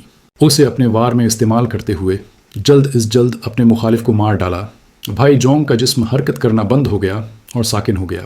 صرف وادی بھر میں ینکی کے درمیان کی آواز باقی رہ گئی جس نے ایک بھیانک ماحول بنا دیا۔ اسٹارم ہاؤس کا چھوٹا شاگرد سمجھ نہیں پایا کہ کیا ہوا تھا اور تھوڑی دیر بعد اس نے نرم آواز میں پکارا، جونگ بڑے بھائی۔ بھائی جونگ اس کی آواز گرنے سے پہلے ہی بھائی جونگ کا جسم زمین پر آ گرا۔ کائی یانگ اچانک مسکرا دیا، اپنا جسم سیدھا کرتے ہوئے بولا، تمہارا بھائی جونگ ابھی ہماری اسپرنگز کی طرف جانے والی سڑک پر ہے اور تمہارا انتظار کر رہا ہوگا۔ چھوٹا شاگرد حیرت سے کائی یانگ کو گھورتا رہا، پھر ایک عجیب سی آواز نکالی اور بھاگنے کی کوشش کی۔ اس کی طاقت بھائی جونگ سے کم تھی، وہ صرف انیشل ایلیمنٹ باؤنڈری لیول 5 کا تھا۔ کائی یانگ نے بڑے بھائی جونگ کو ایک ہی وار میں مار ڈالا تھا، اس میں اس کا مقابلہ کرنے کی طاقت کہاں سے آتی؟ بھاگ رہے ہو؟ کائی یانگ نے طنزیہ مسکراہٹ کی۔ اس کے ہاتھ میں جونگ کی لمبی تلوار تھی جبکہ وہ اس کا پیچھا کر رہا تھا۔ کہا جا سکتا ہے کہ پہاڑی وادی میں ینکی کائی یانگ کی مدد کر رہی تھی۔ ہر کوئی ینکی کے زہریلے اثر کے تحت تکلیف سہن رہا تھا اور ان کی طاقت کم ہو گئی تھی۔ صرف کائی یانگ جس نے ٹرو یانگ حکمت عملی سیکھی تھی جو ینکی کا قدرتی توڑ تھی، اسے اس کے اثر کی فکر کرنے کی بالکل ضرورت نہیں تھی، یا صرف اپنی یانگ کا تھوڑا سا استعمال کر کے اپنے آس پاس کی سردی کو بکھیرنا تھا۔ اگرچہ اسٹورم ہاؤس کا چھوٹا شاگرد انیشل ایلیمنٹ باؤنڈری لیول 5 کا کلٹیویٹر تھا، لیکن اس پہاڑی وادی میں وہ جتنی طاقت استعمال کر سکتا تھا وہ نسبتاً کم تھی۔ دوستو، ہم سن رہے ہیں مارشل پیک۔ اگر آپ اس کہانی کو پسند کر رہے ہیں تو برائے مہربانی لائک اور سبسکرائب لازمی کریں۔ تھوڑی دیر تک اس کا پیچھا کرنے کے بعد کائی یانگ اور اس کے درمیان کا فاصلہ بہت کم ہو گیا۔ اب وہ صرف 10 فٹ دور تھا، یہ فاصلہ کافی قریب تھا۔ کائی یانگ نے بھاگتے ہوئے لمبی تلوار پھینکی، ہوا کے کٹنے کی آواز سنائی دی۔ چھوٹے شاگرد نے ایک موومنٹ مارشل آرٹ کا آغاز کیا جس کا ارادہ وار چھوڑنے کا تھا، لیکن اپنے ہنر کو مکمل کرنے کے لیے مناسب وقت ملنے سے پہلے ہی 10 فٹ کا فاصلہ صفر ہو چکا تھا۔ بھاگنے کا کوئی راستہ نہ دیکھ کر اسٹورم ہاؤس کا شاگرد فیصلہ کن ہو گیا، تیزی سے مڑا اور اس نے اپنا ہتھیار نکالا، لیکن اس نے صرف ایک روشن سرخ روشنی کی لکیر اپنی طرف آتے دیکھی۔ تقریباً چھٹی حص کے ذریعے اس نے اپنی لمبی تلوار اپنے جسم کے پار کر کے وار کو روکنے کی کوشش کی۔ دھماکہ، روشن سرخ ہتھیار نے اس کی تلوار کو اس طرح کاٹ ڈالا جیسے پنیر کو چاقو سے کاٹنا۔ اس کا ہتھیار فوری طور پر 2 ٹکڑوں میں کٹ گیا۔ اگلے ہی لمحے اس نے محسوس کیا کہ اس کی گردن گرم ہو رہی ہے، تاہم وہ مختلف سمتوں میں فرق کرنے کے قابل نہ رہا اور نیچے گر گیا۔ کائی یانگ رک گیا۔ اس کی انگلیوں میں ایک روشن سرخ لمبی تلوار تھی جس سے خون ٹپک رہا تھا، تو اسٹورم ہاؤس کا شاگرد لوٹ گیا۔ وہ کائی یانگ کو گھور رہا تھا، وہ ایک آواز تک نہیں نکال سکا۔ ایک لمحے کے بعد اس کا سر اچانک پھٹ گیا اور ایسا لگا جیسے آسمان سے خون کی بارش ہو رہی ہو۔ دونوں مر چکے تھے۔ اس نے یہ لڑائی آسانی سے جیت لی تھی، اسے گولڈن ڈھانچہ استعمال کرنے کی بھی ضرورت نہیں پڑی، اور پھر بھی وہ ان سے نمٹنے میں کامیاب رہا۔ پچھلی لڑائیوں میں کائی یانگ کو ہر بار دشمن سے لڑتے وقت اس پراسرار ہنر پر بھروسہ کرنا پڑتا تھا، لیکن اس بار اسے پتہ چلا کہ یہاں تک کہ اس پراسرار ہنر کا استعمال کیے بغیر بھی وہ اس سے زیادہ کلٹیویشن لیول والے لوگوں سے لڑ سکتا ہے۔ کائی یانگ نے سوچا کہ اپنی طاقت کا دوبارہ جائزہ لینا ضروری تھا۔ کائی یانگ اس جگہ کو چھوڑنے ہی والا تھا کہ اسے اپنے موجودہ مقام کے دونوں طرف سے ہوا میں کپڑوں کے پھڑپھڑانے کی آواز سنائی دی۔ بائیں طرف سے ایسا لگ رہا تھا جیسے دو لوگ آ رہے ہوں، جبکہ دائیں طرف سے صرف ایک شخص کی آواز آ رہی تھی۔ شاید چھوٹے شاگرد کی عجیب و غریب آواز نے انہیں اپنی طرف متوجہ کیا تھا۔ کائی یانگ چھپنا چاہتا تھا، لیکن ایک لمحے کے لیے محتاط سوچ کے بعد اس نے بجائے اپنی بائیں طرف سے آنے والی آواز کی طرف تیزی سے بڑھنا شروع کیا۔ جیسا کہ اس نے سوچا تھا، یہ اسٹورم ہاؤس کے باقی 3 شاگرد تھے۔ انہوں نے سوچا تھا کہ الگ الگ ڈھونڈنا زیادہ مؤثر ہوگا، اس لیے وہ ایک دوسرے سے الگ ہو گئے تھے، لیکن پھر بھی ایک دوسرے سے بہت دور نہیں گئے تھے۔ اب باقی تینوں سب آ رہے تھے۔ یہ قدرتی طور پر وہی تھا جس کی اسے خواہش تھی۔ اسٹارم ہاؤس کے شاگردوں کی طاقت بلڈ گروپ والوں سے کہیں کم تھی۔ باب 98 تو مزید قتلان تینوں میں صرف 9 لانگ ہی چی ٹرانسفارمنگ کے پہلے درجے پر تھا۔ یعنی اگر کائی یانگ کو ان تینوں سے نمٹنا تھا تو سب سے پہلے اسے باقی 2 شاگردوں کو ختم کرنا ہوگا جو محض ابتدائی درجے انیشل ایلیمنٹ سٹیج پر تھے۔ اس کے بعد ہی وہ اپنا پورا زور نولانگ کے خلاف لگا سکتا تھا۔ کائی یانگ نے خود کو دیکھا، کیا وہ واقعی ایک چی ٹرانسفارمنگ درجے کے ماہر سے لڑ سکتا ہے؟ یہ سوچ کر اس کے جسم میں خون جیسے ابلنے لگا۔ ایک عجیب سا جوش، ایک جنونی سا ولولہ اس کے اندر جاگا۔ اس کا اندازہ بالکل درست تھا۔ بائیں طرف سے آنے والے دونوں واقعی اسٹورم ہاؤس کے شاگرد تھے۔ ان کی طاقت بھی ویسی ہی تھی جیسے وہ 2 جنہیں وہ پہلے ہی مار چکا تھا۔ کچھ مضبوط مگر خطرناک نہیں۔ اپنے ساتھیوں کی چیخیں سن کر وہ دونوں فوراً اس طرف دوڑے، مگر پہنچنے سے پہلے ہی ایک سایہ اڑتا ہوا ان کے سامنے سے گزرا۔ کون ہے؟ دونوں رک گئے، چوکنا ہو گئے۔ جواب دینے کے بجائے کائی یانگ جھپٹا، ایک خونخوار درندے کی طرح۔ اس کی آنکھوں میں قتل کی چمک تھی اور اس کا وجود جیسے کہہ رہا تھا، اب تمہاری باری ہے۔ یہ کائی یانگ ہے، دونوں نے چیخ کر کہا اور اپنے ہتھیار سنبھال لیے۔ ایک دائیں سے بڑھا، دوسرا بائیں سے۔ دونوں نے ایک ساتھ حملہ کیا۔ کائی یانگ کا جوش عروج پر تھا۔ خوف کا نام و نشان نہیں تھا۔ اس کا خون سرخ چمک والے بلیڈ میں بدل گیا اور اس نے پوری طاقت سے ایک پر وار کیا۔ اسٹورم ہاؤس کا شاگرد فوراً اپنی تلوار اٹھا کر وار روکنے لگا، مگر عام دھات کہاں یانگ کی تپش برداشت کر سکتی تھی۔ جیسے ہی دونوں بلیڈ ٹکرائے، چک، تلوار بیچ سے ٹوٹ گئی۔ شاگرد نے بمشکل اپنی جان بچائی، مگر پھر بھی بلیڈ اس کی پسلی کو چھو گیا۔ ایک جلتی دھار اس کے جسم سے گزری، ہوا میں گوشت جلنے کی بو پھیل گئی۔ سینئر بھائی، دوسرا چیخا۔ اس کے چہرے کا رنگ اڑ گیا۔ اس نے فوراً اپنا حملہ واپس لیا، مگر اب دیر ہو چکی تھی۔ کائی یانگ کے قدم نہیں رکھے۔ اس نے بکھرے بلیڈ کی جگہ ایک دہکتا ہوا ہاتھ اس کے سینے پر مارا، سیدھا دل کے نیچے، جہاں ورلڈ کی لہر دوڑی۔ وہ شاگرد پیچھے جا گرا، آنکھیں باہر کو نکل آئیں اور زمین پر گر کر چند جھٹکوں کے بعد ساکت ہو گیا۔ چند لمحوں میں کائی یانگ نے ایک اور شاگرد مار دیا۔ پہلے سے بھی زیادہ تیزی سے آپ دوسرا شاگرد رہ گیا تھا۔ وہ چیخ کر آگے بڑھا اور اپنی تلوار پوری طاقت سے جھلکائی۔ کائی یانگ وار سے بچ نہ سکا۔ تلوار نے اس کے پیٹ کے نیچے سے کٹ لگا دیا۔ خون کی دھار پھوٹی، درد کی لہر اس کے جسم میں دوڑ گئی، مگر اس کے چہرے پر کوئی تاثر نہیں تھا، بلکہ اس کی آنکھوں میں مزید وحشت اتر آئی۔ وہ پلٹا اور خون آلود مسکراہٹ کے ساتھ دشمن کی طرف دیکھا۔ دوسرا شاگرد اپنے ساتھی کی موت دیکھ کر جنون میں آ چکا تھا۔ اس نے ایک اور وار کیا، اس بار سیدھا کائی یانگ کے گلے کی طرف۔ کائی یانگ نے بازو اٹھایا، تلوار اس کے بازو پر لگی۔ ایک انچ گہرا زخم کھل گیا، لیکن بلیڈ ہڈی سے رک گیا۔ خون بہتا رہا۔ کائی یانگ کی مسکراہٹ پھیلتی گئی۔ اندھیرے میں اس کے سفید دانت چمکے، ایک درندے کی طرح۔ اب وہ مکمل طور پر کسی شیطان کی مانند لگ رہا تھا۔ تم، شاگرد کی زبان لرز گئی۔ یہ کیسا آدمی تھا؟ تو زخم کھانے کے بعد بھی ہنس رہا تھا۔ اس کے قدم ڈگمگا گئے، خوف اس کے دل میں اتر گیا۔ کائی یانگ نے اسی لمحے ایک لات ماری، سیدھی اس کے نازک حصے پر اٹک۔ ٹوٹنے کی آواز گونجی۔ شاگرد گھٹنوں کے بل گرا، چہرہ سفید پڑ گیا۔ کائی یانگ نے جھپٹ کر اس کی اپنی تلوار نکالی اور ایک ہی وار میں اس کا سر تن سے جدا کر دیا تو 2 مزید لاشیں زمین پر گر گئیں۔ 4 ختم۔ اب صرف نولانگ بچا تھا۔ اچانک دائیں طرف سے ایک طاقتور آواز گونجی، بس بہت ہو گیا۔ درختوں کے پیچھے سے نولانگ نمودار ہوا۔ اس کے سامنے اس کے 2 شاگردوں کی لاشیں پڑی تھیں۔ غصے سے اس کی آنکھیں سرخ ہو گئیں۔ یہ تم نے کیا؟ اس کی آواز لرز رہی تھی۔ کائی یانگ نے گردن موڑی۔ اس کی آنکھوں میں ایک دیوانی مگر پرسکون روشنی تھی۔ نولانگ نے گہری سانس لی اور کہا، سب نے تمہیں کم سمجھا مگر تم واقعی خطرناک ہو. میرے پاس تم سے ایک سوال ہے. کائی یانگ نے بات کاٹ دی. پوچھنے کی ضرورت نہیں. نو، تاؤ اور چینگ شاؤ فینگ دونوں کو میں نے مارا ہے. تمہارا اندازہ درست ہے. نولانگ کے چہرے کا رنگ بدل گیا. اس کے جسم میں غصے کی آگ بھڑک اٹھی. تو واقعی تم ہی ہو؟ اس نے دانت پیستے ہوئے کہا. تم نے میرے بھائی کو مارا. کائی یانگ نے سرد لہجے میں کہا. وہ مجھے مارنا چاہتا تھا تو مجھے حق تھا جواب دینے کا. اب بکواس بند کرو، لڑائی کرو. نولانگ نے غصے سے چیخ کر کہا. اچھا، آج تمہاری جان ان سب کے لیے قربان ہوگی جو تمہارے ہاتھ مرے. یہ کہہ کر وہ بجلی کی رفتار سے جھپٹا. اس کا ہاتھ عقاب کے پنجے کی طرح بنا، سیدھا کائی یانگ کے گلے کی طرف بڑھا. کائی یانگ نے فوراً جھک کر وار روکا مگر نولانگ کے پنجے اچانک نیچے کی طرف مڑے اور اس کے پیٹ پر جا لگے. شوں؟ کائی یانگ پیچھے ہٹا. نیچے دیکھا تو پیٹ پر 5 گہرے نشان اور ایک عجیب سی توانائی اس کے اندر داخل ہو رہی تھی. اس نے فوراً ٹرو یانگ ٹیکنگس چلائی اور اس توانائی کو ختم کر دیا. نولانگ نے زہریلی مسکراہٹ کے ساتھ کہا. ایک معمولی ابتدائی درجے کا شاگرد مجھ سے مقابلہ کرے گا؟ میں تمہیں ماروں گا نہیں، بلکہ تمہیں اتنا تکلیف دوں گا کہ تم خود مرنے کی دعائیں کرو گے. کائی یانگ نے طنزیہ ہنسی ہنسی اپنی پھٹی قمیض اتار کر پھینکی اور کہا. ایسے کھوکھلے وار اور نچلے درجے کی چالیں، یہ تمہاری مردانگی ہے؟ شرم آنی چاہیے تمہیں. نولانگ کا چہرہ سرخ ہو گیا لیکن وہ چپ رہا. جو فن وہ استعمال کر رہا تھا وہ واقعی زیادہ نفیس نہیں تھا. زبان زیادہ چلا لی تم نے. اب دیکھتا ہوں تم کتنی دیر تک مسکرا سکتے ہو. نولانگ نے دونوں ہاتھ عقاب کے پنجوں کی شکل میں بنا کر ایک بار پھر حملہ کیا. کائی یانگ ہنسا. تو کیوں نہ تم بھی میرے مکوں کا ذائقہ چکھو. اور دونوں ایک دوسرے پر جھپٹ پڑے.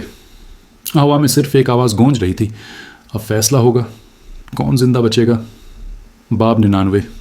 نولانگ سے فیصلہ کن لڑائی دونوں کے درمیان فاصلہ لمحوں میں ختم ہو گیا. کائی یانگ کا مکہ سیدھا نولانگ کے ہاتھوں سے ٹکرایا. ایک لمحے میں دونوں کے ہاتھ جکڑ گئے، انگلیاں آپس میں پھنس گئیں اور کوئی بھی پیچھے ہٹنے کو تیار نہ تھا. اسی لمحے دونوں کے جسموں سے ورلڈ کی ایک زوردار دھماکے کی طرح پھوٹی اور ان کی ہتھیلیوں کے درمیان ٹکرا گئی. یہ کیا؟ نولانگ کی آنکھیں پھٹی کی پھٹی رہ گئیں. اس نے محسوس کیا کہ کائی یانگ کہ اس کی اپنی توانائی سے کہیں زیادہ تیز اور گرم ہے، ایسی کہ وہ زیادہ دیر مقابلہ نہیں کر پا رہا. یہ ممکن ہی نہیں تھا. ان کی طاقت میں زمین آسمان کا فرق تھا. کائی یانگ جیسا نچلے درجے کا شاگرد اس کے لیے خطرہ کیسے بن سکتا تھا؟ لیکن حقیقت اس کے سامنے تھی. اگر وہ ایک لمحہ بھی زد میں کھڑا رہا تو اس کی انگلیاں بھسم ہو جائیں گی. نولانگ نے جھٹکے سے اپنے ہاتھ پیچھے کھینچے اور چند قدم پیچھے ہٹ گیا. ساتھ ہی اس نے تیزی سے اپنے جسم میں داخل کائی یانگ کی جلتی ہوئی توانائی کو ختم کرنے کی کوشش کی. جب اس نے دوبارہ دیکھا تو اس کے ہوش اڑ گئے. کائی یانگ کے ہاتھ پر زخم تو تھے مگر اس کے ہاتھ کی ایک بھی ہڈی نہیں ٹوٹی تھی. یہ لڑکا، نولانگ نے دانت پیس کر سوچا، واقعی آسان نہیں. اب سمجھ آیا میرے بھائی کیوں مارے گئے. یہ محض قسمت نہیں تھی، اس کے پیچھے طاقت ہے، ہنر ہے. اب وہ سنجیدہ ہو گیا. کائی یانگ نے اپنا ہاتھ جھٹکا. خون بہہ رہا تھا مگر اس کے چہرے پر ایک عجیب چمک تھی، جیسے اس کے اندر کوئی نیا جنون جاگ گیا ہو. آنکھوں میں وہی چمک جو صرف ان کے اندر ہوتی ہے جو ہار ماننا جانتے ہی نہیں. اس نے محسوس کیا کہ اس کے اندر کی کوئی طاقت جاگ اٹھی ہے. ہڈیوں کی گہرائی سے گرم ابلتی توانائی اس کے جسم میں پھیلنے لگی. ایسی طاقت جس نے اسے ایک بالکل نیا انسان بنا دیا. پہلے وہ اس کیفیت کو اتفاق سمجھتا تھا جب وہ کبھی اچانک جیت جاتا اور خود حیران رہ جاتا، لیکن آج اسے ہر لمحہ ہر دھڑکن میں اپنی طاقت کے بڑھنے کا احساس ہو رہا تھا. پھر آؤ. وہ دھاڑا. اس کی آواز جنگل میں گونج اٹھی. وہ بجلی کی طرح لپکا اور ایک بار پھر سیدھا نولانگ پر جا پڑا. نولانگ ہنسا. مرنے کا شوق ہے تجھے. اسے یقین تھا کہ جیسے پچھلی بار اس بار بھی کائی یانگ کا موقع وہ روک لے گا اور اس کا ہاتھ چکنا چور ہو جائے گا. مگر جیسے ہی دونوں کے مکے دوبارہ ٹکرائے، نولانگ کے چہرے کا رنگ اڑ گیا. کائی یانگ کی طاقت پہلے سے کہیں زیادہ تھی. اس کا ورلڈ کی پہلے سے کہیں زیادہ تیز، گرم اور ناقابل برداشت. یہ کیسے ممکن ہے؟ نولانگ کے ذہن میں خوف کی جھلک لہرائی. کائی یانگ کی سطح چند لمحوں میں بڑھ گئی تھی.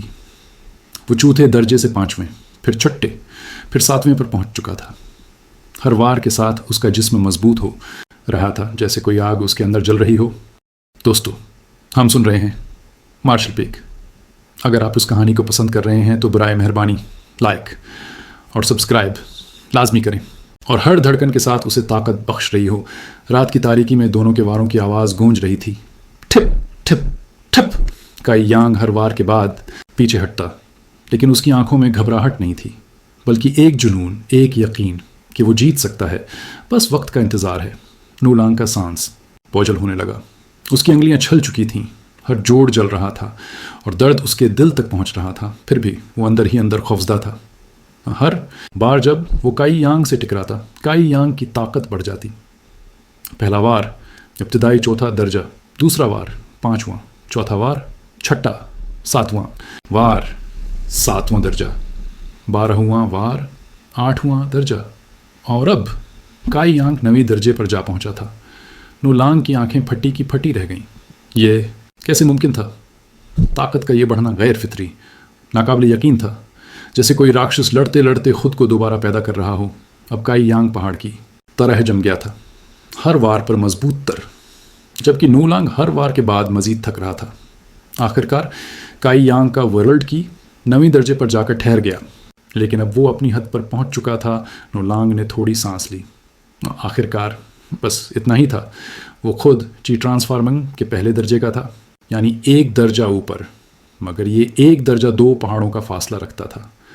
اب دیکھتا ہوں تیرے اس جھوٹے حوصلے کو کیسے کچلتا ہوں۔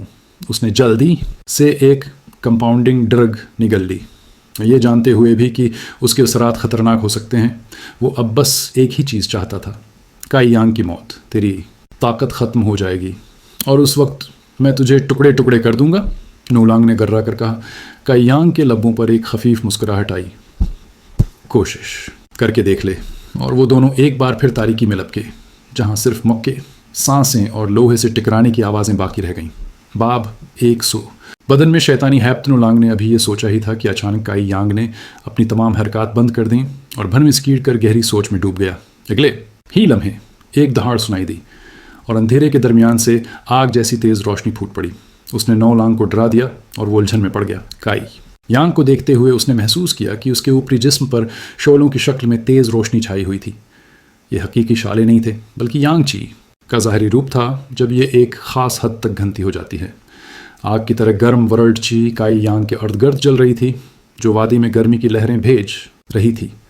ینچی نے ایسا رد عمل کیا جیسے اس کی بدترین حریف سے ملاقات ہو گئی ہو، کیونکہ اب یہ یانگ چی سے متاثرہ علاقے کے ارد گرد گھنتی نہیں ہو سکتی تھی۔ شعلہ ور ورلڈ چی کی روشنی کی وجہ سے کائی یانگ کا اوپری جسم دھندلا گیا۔ یہ اس کے پٹھوں کو پاک کر رہی تھی اور انہیں مضبوط بنا رہی تھی، بے قید دکھائی دیتی ہوئی ہر طرف پھیل رہی تھی۔ آس کی دونوں مٹھیاں خون آلودہ اور زخمی تھیں۔ اس کے پیٹھ پر 30 سینٹی میٹر لمبا گہرا زخم تھا جو اب بھی خون بہہ رہا تھا۔ اس کا تباہ حال جسم دیکھنے میں خوفناک تھا۔ اس کی دونوں آنکھیں بھی سرخ ہو چکی تھیں۔ وہ ایک ایسے درندے کی مانند دکھائی دے رہا تھا جو خون کی پیاس اور پاگل پن کی انتہا کے ساتھ ہیبت خارج کر رہا ہو۔ واقعی ایک شیطانی ہیبت۔ نو لانگ کا چہرہ اتر گیا، جبکہ اس نے جلدی سے کئی قدم پیچھے لیے اور چلا کر کہا، بیرسیک مک۔ اس نے سوچا کہ لڑائی کے دوران کائی یانگ نے اپنی ورلڈ چی پر کنٹرول کھو دیا تھا اور اس نے اپنی ورلڈ چی کو اپنے دماغ پر کنٹرول کرنے دیا تھا۔ لیکن کیا یہ صورتحال صرف اس وقت نہیں ہونی چاہیے جب ایک کلٹیویٹر کی ٹرانسفارمنگ اسٹیج تک پہنچے؟ وہ صرف ایک انیشل ایلیمنٹ اسٹیج کا کلٹیویٹر تھا، تو یہ اس کے ساتھ ممکنہ طور پر کیسے ہو سکتا تھا؟ بیرسیک مچک سر جھکاتے ہوئے کائی یانگ نے سوالیہ انداز میں دیکھا۔ اگرچہ اس کی آنکھوں میں غصے کے آثار تھے، پھر بھی اس نے ایک ٹھنڈا اور بے پرواہ تاثر برقرار رکھا، جیسے وہ کسی بیرسیک مچک سے متاثر ہوا ہی نہ ہو۔ تمہاری نظر بہت ہی محدود ہے۔ اپنی بات ختم کرتے ہوئے اس کے سارے جسم پر ورلڈ چی واپس ہٹ گئی۔ اب شیلوں کی طرف سے خارج ہونے والی زبردست روشنی موجود نہیں تھی۔ وہ پیچھے ہٹ کر صرف اس کی 2 مٹھیوں تک سمٹ گئی، انہیں شعلہ ور یانگ ورلڈ چی کی ایک تہہ سے ڈھک دیا۔ ظاہری شکل سے ایسا لگ رہا تھا جیسے وہ 2 مٹھیاں 2 چھوٹی شعلہ ور آگوں کو پکڑے ہوئے ہوں۔ اگرچہ شعلے ڈگمگا رہے تھے، وہ ایک بے مثال شدت کے ساتھ چلتی رہیں۔ تم اب بھی ہوش میں ہو؟ حیران ہو کر نو لانگ نے کائی یانگ کی طرف دیکھا، جبکہ وہ اس کی آنکھوں میں انسانیت کی ایک جھلک ڈھونڈ رہا تھا۔ لیکن وہ مایوس ہوا، کیونکہ ان 2 سرخ آنکھوں کے اندر وہ انسانیت کا کوئی نشان نہیں ڈھونڈ سکا، نہ ہی انسانی جذبات۔ صرف ایک پاگل خون کی پیاس اور ایک جلتی ہوئی لڑائی کی بھوک وہاں موجود تھی۔ یہ نہیں ہونا چاہیے تھا۔ آخرکار یہ بیرسیک مچک کی علامات تھیں۔ اس کی آنکھوں کے اندر انسانیت کا کوئی نشان باقی نہیں بچا تھا، تو پھر ایسا کیوں تھا کہ وہ پھر بھی سوچ سکتا تھا؟ تم کہتے ہو میں نہیں ہوں. ایک اور قدم آگے بڑھاتے ہوئے کائی یانگ نے ان کے درمیان کا فاصلہ کم کر دیا. اس قدم نے ان کے درمیان کا فاصلہ انتہائی تیزی سے بند کر دیا. اس نے نو لانگ کو خوف سے زرد کر دیا کیونکہ کائی یانگ کی رفتار پہلے ہی ایک خوفناک حد تک پہنچ چکی تھی. جلدی میں اس نے پیچھے قدم لیا جبکہ اس نے اپنے پنجہ نما ہاتھوں سے حملہ کیا، ایک مایوسانہ کوشش میں کائی یانگ کی پیش قدمی کو روکنے کے لیے. کائی یانگ کی جلتی ہوئی مٹھیاں اس پنجے کے حملے کا سامنا کرنے کے لیے باہر نکل پڑی. اپنے وار کی سیٹی بھرتی آواز کے درمیان وہ نو لانگ کی 5 انگلیوں سے ٹکرا گئیں. کچھ ایک کڑکڑاہٹ کی آواز سنائی دی جس کے بعد نو لانگ کی طرف سے ایک خوفناک چیخ نکلی. اس کے بعد اس کا پورا جسم پیچھے کی طرف اڑ گیا اور جب وہ زمین پر گرا تو اس کے ہاتھ میں درد کے 5 جھٹکے محسوس ہوئے. جہاں تک نو لانگ بتا سکتا تھا اس کی 5 انگلیاں بری طرح مڑی ہوئی تھیں اور اب قابل استعمال نہیں تھیں. اس کے سارے ہاتھ پر جھلسنے کے نشان تھے اور اس کی تمام ہڈیاں ٹوٹی ہوئی تھیں. نہ صرف یہ، ایک بہت ہی پرتشدد، غاصبانہ اور جلاتی ہوئی گرم ورلڈ چی بھی اس کے جسم میں گھس رہی تھی، اس کی نسوں اور خون کی رگوں کو جلاتی ہوئی. نو لانگ نے دیر کرنے کی ہمت نہیں کی اور جلدی سے اپنا دوسرا ہاتھ استعمال کیا اس ورلڈ چی کے حملے کو اس کے ناکارہ بازو میں روکنے کے لیے. جیسے ہی اس نے یہ کیا اس کی آنکھوں کے سامنے روشنی کی ایک جھلک چمکی. اوپر دیکھتے ہوئے اس نے دیکھا کہ کائی یانگ ایک بار پھر اس کے پاس پہنچ چکا تھا اور اس کی وہ مٹھیاں اور بھی تیز جل رہی تھیں. نو لانگ کیسے لڑتا رہ سکتا تھا؟ اب نو لانگ کو احساس ہوا کہ یہاں تک کہ ٹرانسفارمنگ پہلے اسٹیج کی اپنی نئی حاصل کردہ کلٹیویشن کے ساتھ بھی وہ در حقیقت کائی یانگ کو شکست دینے سے قاصر تھا، جو کہ انیشل ایلیمنٹ تیسرے اسٹیج پر تھا. اپنی پوری طاقت استعمال کرتے ہوئے نو لانگ نے جلدی سے پیچھے ہٹنا شروع کیا اور ایک ساتھ ہی سیٹی بجائی. اس سیٹی میں اس کا خوف اور ہیبت سنائی دے رہی تھی. جب اس کی سیٹی پوری وادی میں گونجی، کائی یانگ کے پیروں میں ایک شاندار چمک ظاہر ہوئی جس نے اسے پہلے سے بھی زیادہ رفتار سے آگے دھکیلا. یہ اتنا تیز تھا کہ اس نے خود کو بھی حیران کر دیا. اس نے نو لانگ کا پیچھا کرتے ہوئے اس کی پیٹھ کی طرف زوردار مکہ مارا. پینگ پینگ پینگ مکے کھاتے ہوئے نو لانگ کے پاس کوئی راستہ نہیں تھا کہ وہ مزاحمت کر سکتا، کیونکہ اس کے پورے وجود کو اس قدر پیٹا گیا کہ وہ گھبرایا ہوا ہو گیا. تقریباً 50 قدم کے بعد نو لانگ کو احساس ہوا کہ وہ کائی یانگ کو ہلا نہیں سکتا اور ایک لمحے میں اس کا خون کھول اٹھا. اچانک رک کر اس کا تاثر خوفناک ہو گیا اور اس نے چلا کر کہا، کائی یانگ تم دوسروں کو تنگ کرنے کی ہمت مت کرو. عقاب آسمان پر اڑتا ہے، میرے لیے مارو. یہ نو لانگ کی سب سے طاقتور کلاس اسکل تھی. جیسے ہی اس کی ساری ورلڈ چی اس کے ہاتھوں پر گھنی ہوئی، اس کے 2 ہاتھ اس کے جسم کے سامنے کراس ہو کر اس کے سینے کی حفاظت کر رہے تھے. پھر جیسے ہی کائی یانگ قریب آیا وہ ایک ساتھ باہر نکل پڑے، اسے دونوں طرف سے پھاڑنے کے لیے. آسکی کی ٹرانسفارمنگ پہلے اسٹیج کی ساری طاقت باہر نکل پڑی. یہ ایک ایسا حملہ تھا جسے کائی یانگ بھی نظر انداز نہیں کر سکتا تھا. کائی یانگ کا چہرہ بدل گیا جب اس نے ان ہاتھوں میں موجود مارنے کی بڑی مقدار کو محسوس کیا. اگر وہ ان پنجوں میں پھنس جاتا تو کائی یانگ کو ڈر تھا کہ اس کا سینہ ٹکڑے ٹکڑے ہو جائے گا.